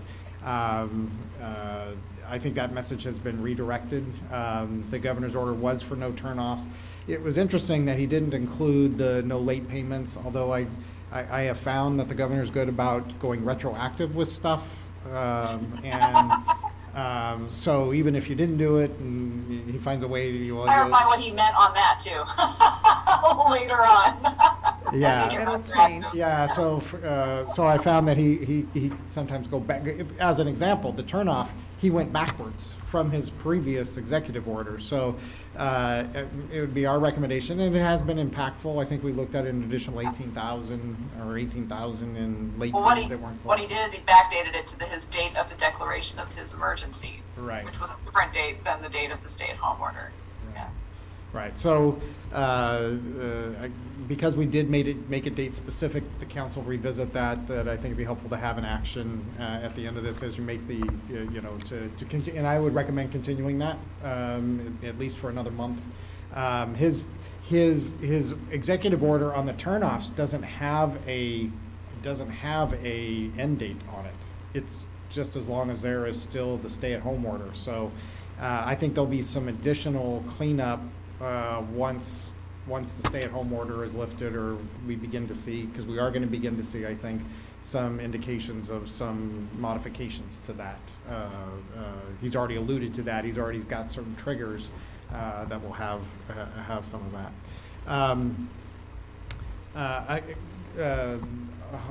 It was referenced by the mayor in a report of homelessness and homeless funding, and we previously reported this to you, and it's still the piece that's kind of a moving target.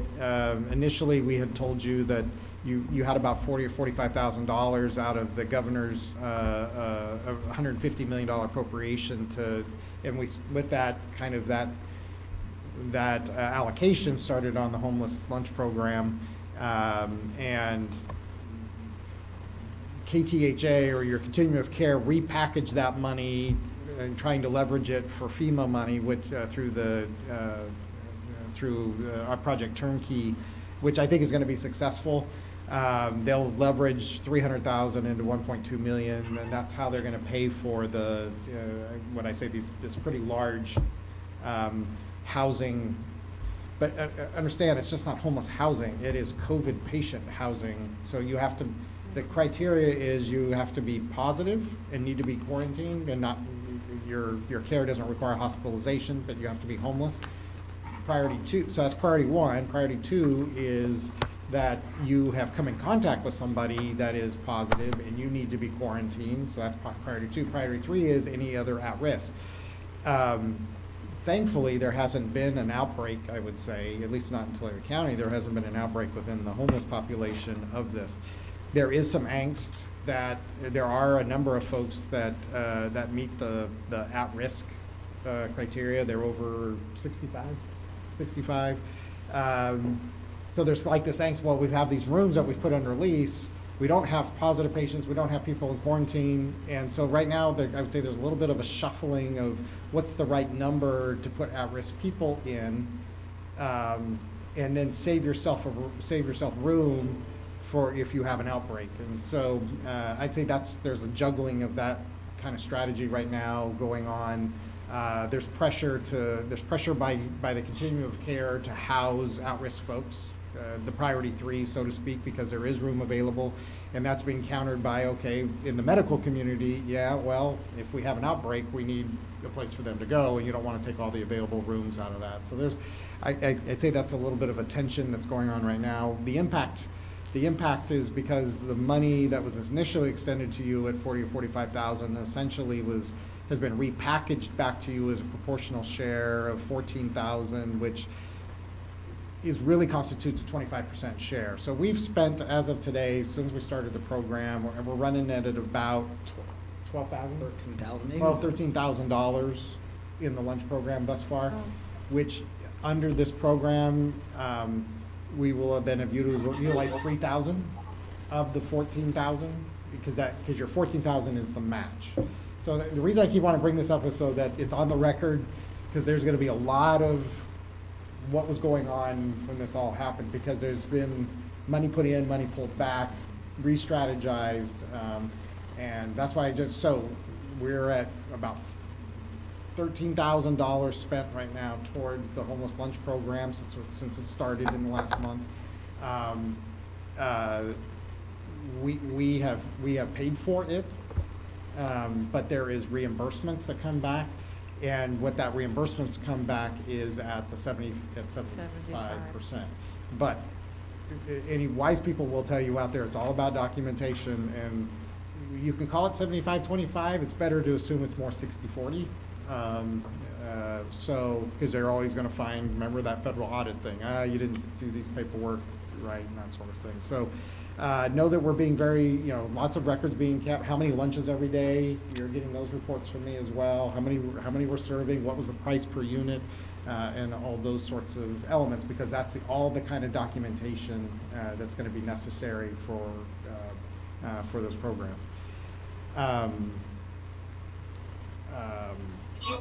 John, did you want to talk about the ad hoc committee potentially for essential business? That's exactly the next thing. Are you reading my notes? I'm not on Zoom right now. So one of the action in his essential business, and this is probably the most volatile of all the areas. It changes on a daily basis. We had a situation just last week was the designation of what is animal care, and the state, even when they updated the essential infrastructure, didn't even put it in the right. They didn't put it in the agriculture and animals section. They put it in the other section, and it left a lot of people just scratching their heads. Well, what does that mean? And what is general care of animals constitute? So there was angst over that. We have non-essential businesses, I would say, and Julie and I have just really scratched our heads as we're trying to figure out so Kohl's is an example. Kohl's has started a curbside. They're not open. You can't go into Kohl's and shop, but you can shop online, and you can go just like Walmart, and then you can go to the store and you can pick up whatever you purchased. Now, are they open? I don't know. They have a relationship with Amazon for returns. So they're doing, so if you get something from Amazon and you need to return it, you can take it to Kohl's. They have a return policy, and they may be also doing Amazon delivery as well. I believe the post office probably has more with some of that too. Yeah, so we've seen that, so there's just a lot of moving parts in that. We spend a lot of time, and there's been some differentiation of enforcement, which is challenging. We spend some time talking across the county as managers and the county CAO about applications. So the county is enforcing, they're using their forces to enforce things that come under health permits, like restaurants and those sorts of things. If it doesn't come under a county health permit, which is generally food related, they're not really dedicating their resources to it. So that is presenting, we're not differentiating, we're not saying, okay, well, these businesses are okay because they have a permit from us versus not. And so that is a particular challenge that we are facing, where there's not uniform enforcement across the county because the county's focusing on their health, the food permit, so to speak, and if a business is operating, that isn't essential, but it doesn't involve a health permit or a food permit, it's just not getting enforcement, and that is a challenge. One of the ways to, and the councilwoman brought this up on the last about time. I can promise you a lot's going to change in the next 2 weeks. When we talk about this again in 2 weeks, there will have been additional changes to the state guidelines. There will be, the Attorney General will come out and say something. There'll be the governor may come out and with a whole new, okay, these businesses can now operate. So it may be helpful. I don't know if anybody wants to just say, yeah, absolutely, I want to be part of that kind of a committee. But the city attorney and I spent a lot of time talking about this, along with Jenny Byers, Jason Reinauer, your code enforcement folks. And if it desires the council to be a part of that, we'd be happy to, the city attorney and I'd be happy to collaborate with a HADOC committee. Could be on a daily basis. Here's what this happened today on the church. It changed today. We were talking, and then and by I the said, end of our conversation. City attorney sent over, here's the new guidance from the Attorney General on how to deal with drive-through or drive-in churches. That's a particular area that the city attorney and I specifically have said if the council wishes to engage, but it may be something that's a daily Zoom call that we talk about. Here's the complaints that we received. Here's the review that we've made of the states. Have they made any changes or modifications, or is there new interpretations of things? These are occurring on our, and then what is the new phenomena? Kohl's is a new phenomenon. They say they're not open, right? You can't go in there and shop. You order online, but you leave your house to go there. And there's a lot of, and I'd be the first to say, a lot of this is about economic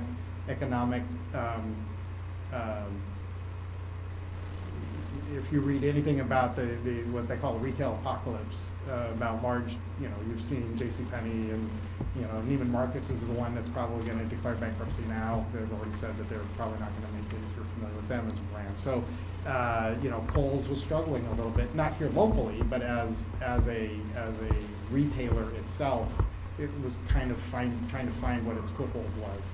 Even though it may not be struggling locally, it was struggling as a corporation. And so it doesn't surprise me to see them looking at ways corporately to try to figure out a way to continue to keep their niche. Otherwise, that in the next year or two, that could be a company that declares bankruptcy. Yeah, that direction did come from corporate. Yeah, so. And then they sell some items that are essential because they have kitchenware, they have a certain part of their model. That's not even the issue. I think the issue for them is they're looking at it like, if you can order online and pick up and never go into the store, then most of those retail establishments are starting to take the position that that's allowable, regardless of whether you're selling essential or non-essential goods. So that leaves staff with a lot of wringing of hands, obviously, when we're having these. What does this mean? Does this mean, what's the intent? Those sorts of things. What are policies that you can put in place to ensure that that you're protecting the public health? Are you looking for two for an ad hoc committee? Well, you can't have more than two. Right. Right. that was just our thought. You've had ad hoc committees that work, you know, for example, on the cannabis dispensary stuff, look at putting together recommended. In this case, it'd probably be more of a working group with the city attorney and I as officers of the city. We essentially, you know, this is just becoming a very messy, muddled circumstance. So if the council would like, if there were 2 members that wish to do that, it might be like a daily check-in on stuff. It's real quiet, huh? I'll be one if you're looking for one now, but if you'd rather duke it out in the alley, I'll. I hear such an overwhelming response to volunteer for this. I don't know, Monty, that you'll have to fight anyone for. I'll take one of the positions with Monty. Great. All right, well, we got 2 volunteers and That's good. we're volunteers. Budgetarily, I mean, there's just a lot of Just remind me not to forget, since it's getting late and I'm getting tired, we should have you guys appoint that committee. I was gonna have that kind of come in their You action. don't do it right this second, but Exactly. yeah. Yeah, because I'd also like an You action do on the the water, on the on the utilities, right? utilities. Yeah, so, and then, we did make the modifications of transit. Actually, it was when you look at ridership of microtransit, and we'll try to get an official report at your next meeting. Ridership is up over what it was on fixed route.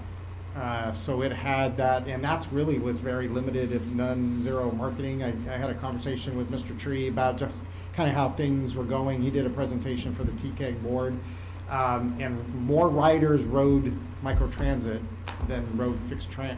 And if you think about it, that's the same fare. So now the real big question is going to be what's the business element of it? So in conjunction with that, we are also planning to be bringing a special budget for that $7.5 million that was allocated by the FTA to your attention at your next meeting as well. But budgetarily, a lot of time being spent on I'm going to say not a lot of, just reading. Nobody knows. Somewhere between 10 and 40% reduction in sales tax. I would say it's safe to say a 90% reduction in TOT. So we're looking at a $500,000 reduction in TOT. That's what it is annual. That's an annual number. What I would say is this is you've prepared for this storm, and I think you can weather it for a year.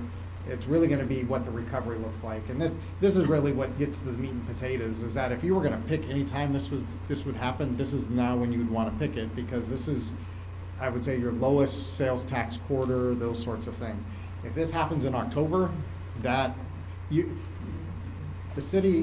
all cities generally make half of their sales tax in a year in October, November, December. In 3 months, it makes half of the money just because of the holiday season.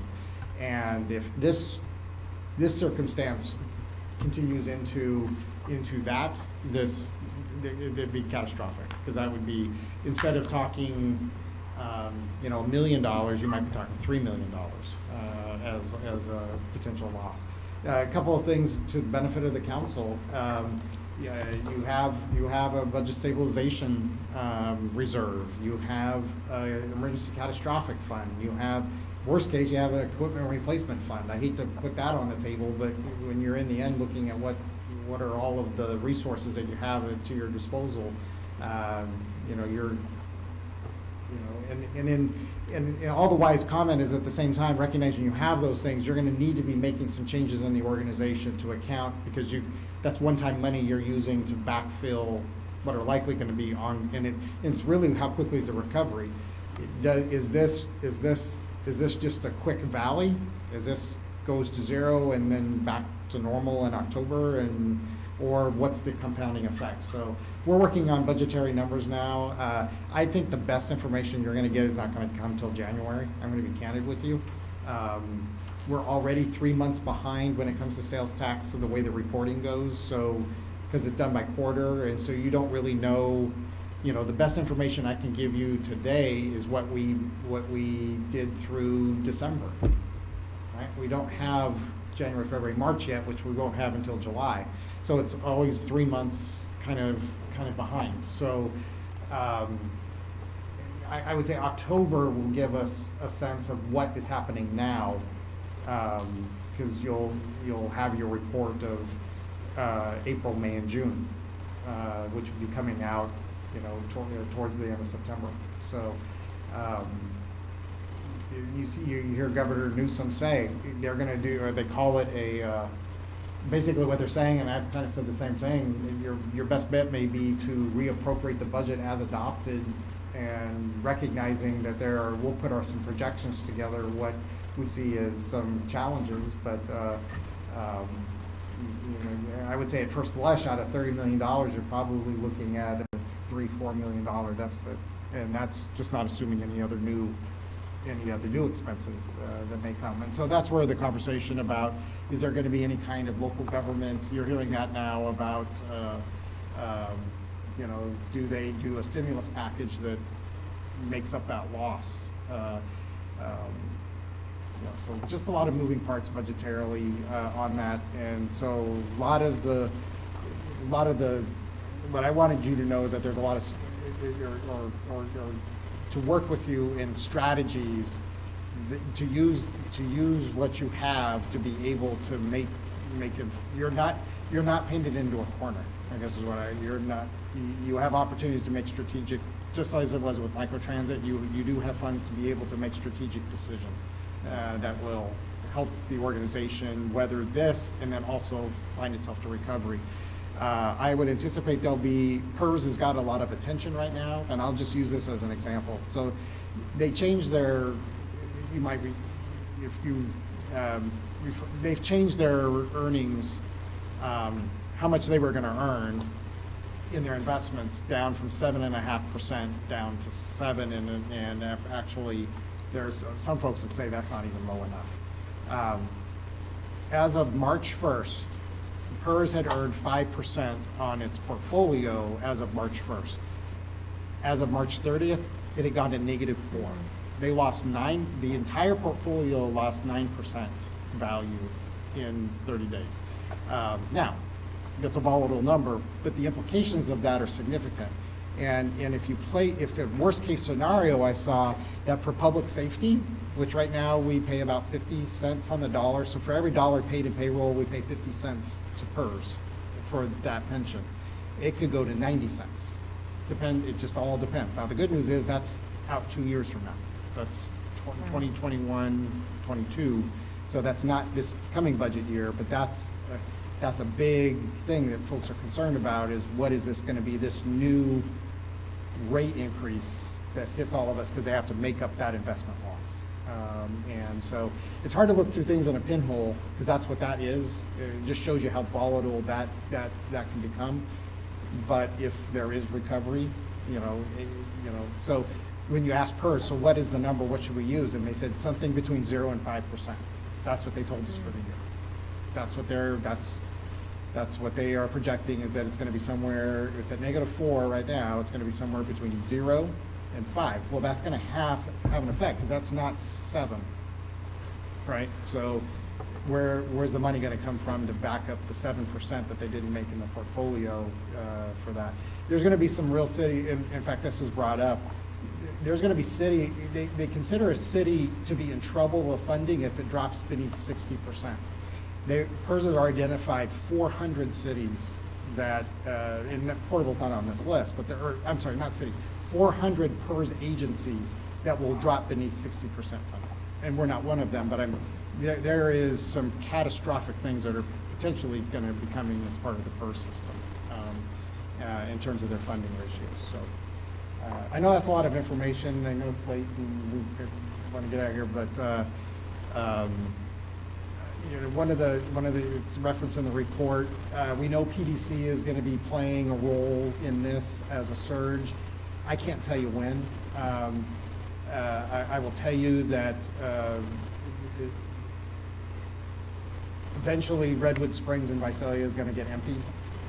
I don't think they're going to allow that condition to continue. And if PDC were available today, they would probably evacuate it and move everything up there.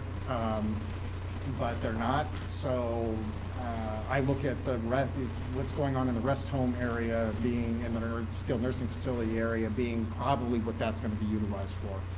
Because you have even locally, we have these outbreaks now at Lindsay Gardens and we certainly, hope and pray that it doesn't happen at the sister facilities that are within the town, which Sierra View put folks in those facilities, trying to make sure the protocols were followed, try to be ahead of making sure that there isn't an outbreak in those facilities. So there still isn't a lot of information that's, they talk about the workers being from the health corps, because there isn't a big workforce of medical folks that are just waiting to be assigned someplace. So I will tell you today, the folks to staff that don't exist right now. So there's a lot of logistics that still have to be, where are they going to sleep? My speculation is that they will probably rent out one of the large hotels and put all the workers there, and they'll put in, do they feed them up at PDC? They may. I don't know. There's just a lot of logistical things that we ask about. I would say most concerning to us has been, do we do medical response? It is in our fire response area. We made it pretty clear that we're at 80% staffing right now, and we can't afford to lose any folks responding to COVID responses up at PDC. That puts us at less than that. And so the state is making plans to do emergency medical EMS on site. That may mean that they station an ambulance there or something like that to deal with that. We're not arguing we don't have fire response there, but running medical aids or isn't going to be a good situation. There isn't enough PPEs to even protect your staff to be able to do that. Is PDC sprinklered? Some of the buildings are or not. That's a great question. You've heard the whole phrase pre-existing legal non-conforming? They're gonna make it I'm work. familiar with that. They're gonna make it work, okay? I had one comment after I didn't know. That's about all. I had one kind of a suggestion with the drive-in churches. One of the things I've noticed is that the heavy use of amplification, which is not really a problem because they need to be able to communicate with everyone, as well as the horn honking in a response that's happening. And when the state attorney general makes that allowable, he's taking the insurance liability extension into the parking lot, into his hands. But one thing that does remain is in our community, we have amplification permits. And those are a courtesy that are extended to every nonprofit. I'm not suggesting an entire civic event form, even though they will be inviting people who are participants in their church to come just because of the nature of this pandemic. But I would suggest, in the interest of having a little bit of organization with it and then preventing law enforcement from responding to calls about honking and yelling for car accidents or people not knowing what's happening, that there's a logged amplification permit. And I'm not opposed to it being put out for a 90-day block of every Sunday for the next 3 months or something, but what will happen is when people call, there's a logical explanation about what's happening as well. It shows the participation in a process. It allows the churches to keep the integrity of their practices, and it doesn't erode any of our ordinances for after this is over. So that's something I would suggest. And I don't even suggest a fine should someone not fill out the permit. All I suggest is that a permit is brought to them to be able to fill out the block for expectation. That way we eliminate the chance for pop-up churches that may not actually have a function in town. And even then, we wouldn't be able to stop it. But I think that all the people who are willing to go that far to do that kind of a thing, I support that. But I think that that one action, I think, would show community support as well. So that would be my suggestion. Because it also controls the amount of watts, there's certain things that neighborhoods, a lot of churches are located in neighborhoods that there are some things that need to be considered. Well, most of these drive-in churches, I know the idea, and I don't know how easy this is to do, but a lot of them have been broadcasting through just an FM radio, so the car doors or the car windows remain up, so you're in your car, and then they're broadcasting through radio station. channel. And in that case, I wouldn't ask that they do anything, but I know last weekend, what I heard was amplified, then combined with honking and yelling, which was, to me, was a concern, you know, but if that's the case, it's FM, I wouldn't ask that there be anything filed. But I would suggest that if there's anything that's 300 watts or more, that there's an amplification permit filed. That way, public safety has a rational explanation for anybody that calls or complains that it's been legally filed. And that's existing stuff on your books. That's like a code enforcement. Yeah. PD issues the amplification. I'm so glad you volunteered to be on that committee. And that's in a good way, but I know we could have continued discussions, but we need to come back and give direction in the utilities do we want to do it for an additional 30 days like we did, look at it month to month since everything changes? Do you want to consider payment with late fees or waive the late fees? Because looking at it, some people are paying late, but they're paying. I think my recommendation there would be that you continue the program, not to a date specific, but because I think the governor's executive order is going to determine when shutoffs become appropriate. Yeah, again. it supersedes anyway, so you could just kind of adopt it, or you could go ahead and make a motion to continue the program in conformity with the governor's order. Is that what you, John, what you're wanting? Right. Okay, well, I'm going to make the motion that we continue with the governor's order and on the utilities, and I want to include that Vice Mayor Reyes and Councilmember Garola have officially accepted and volunteered to be on the COVID Ad Hoc Business Guidance Committee. Sounds like a motion. I will second the motion, Madam Mayor. Okay, I have a motion. And just for clarification, that following the governor's order, because he didn't address late fees, that would continue to be no imposition of late fees aligned with that no shut-off order. Correct. Okay. Correct. Okay, we have a motion and we have a second. If there's no further discussion, Yeah, I have a question. please. And I don't know if this is where we can discuss it real quick, but I notice a lot of people don't have masks on. Is there anything that we can do to say that you need to be wearing a mask when you're outdoors?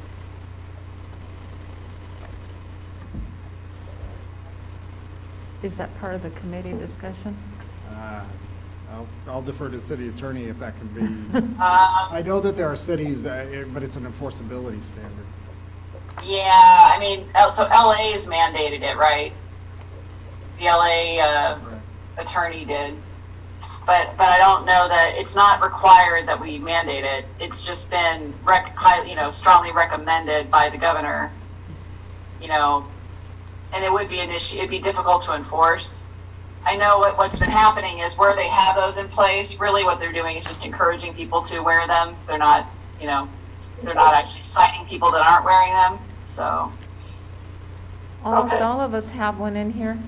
I would say that, I mean, it's, even if we just recommended and not required it, a lot of the businesses like Big Five, they're open right now. They require a mask for you to enter. So all we're doing is setting up for people to go somewhere and not be able to go in and have to go find a mask. So I think if we encourage it, it gets it halfway there. We don't have to make them do it, but it's then, they might have to make 2 trips to go back and get a mask. But I see it all going that direction right now anyway. Yeah,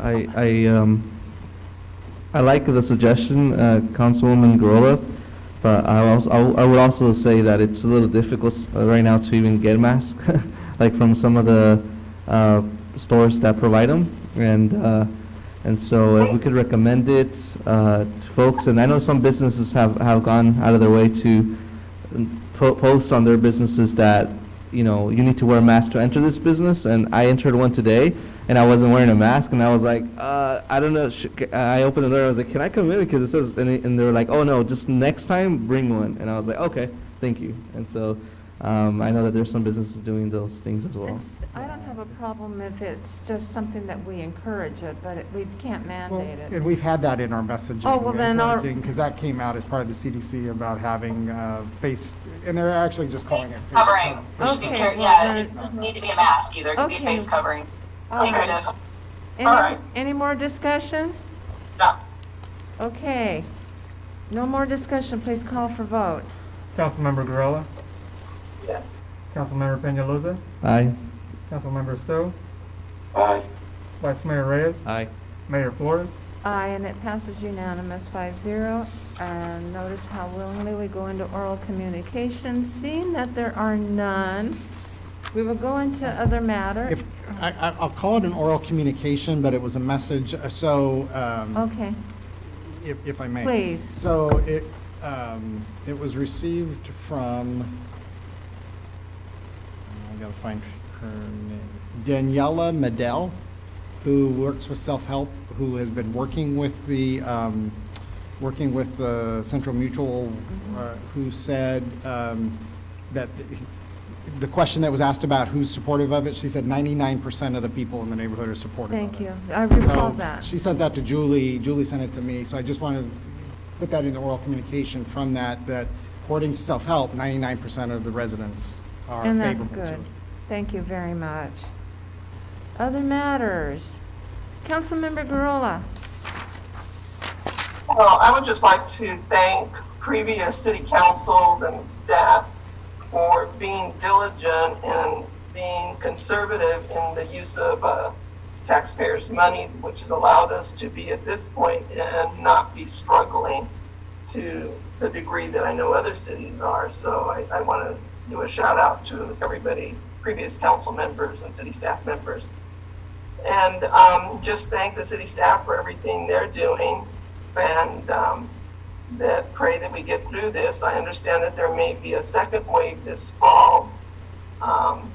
Pray that that doesn't happen. Thank you. Councilmember Stowe? I just want to thank everybody for their hard work. Virginia and Monty for volunteering for the ad hoc committee. Get me off of it. Thank you.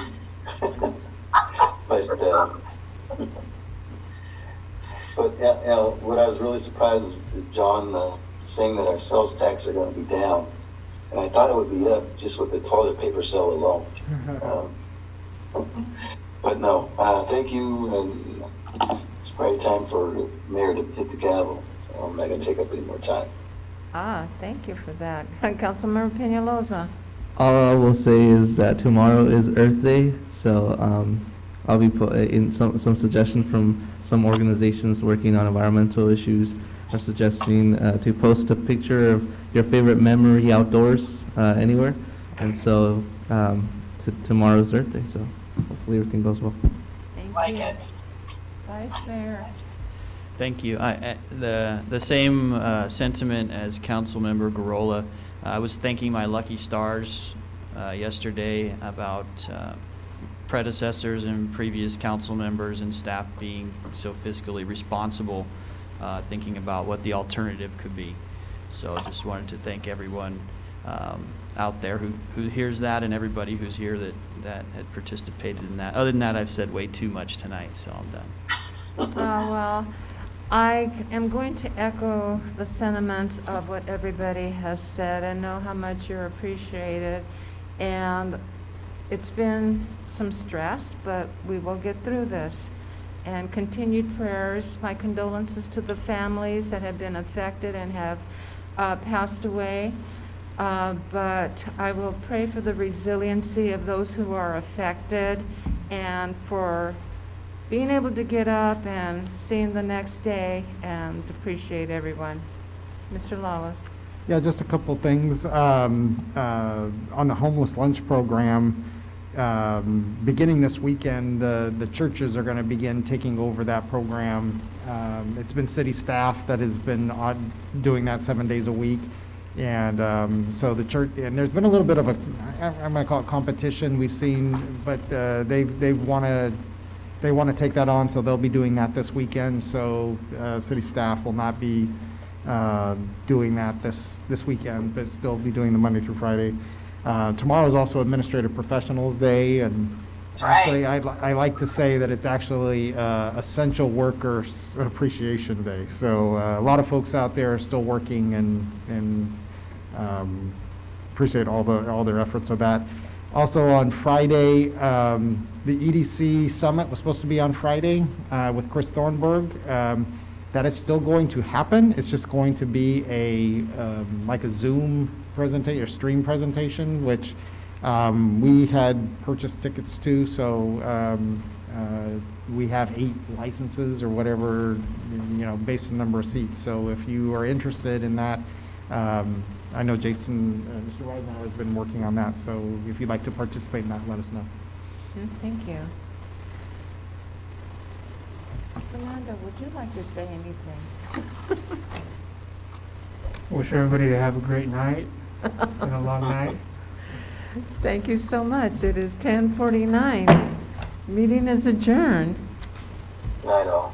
Good night, everybody. Stay safe, healthy. Do you have a photo for me for now? Night.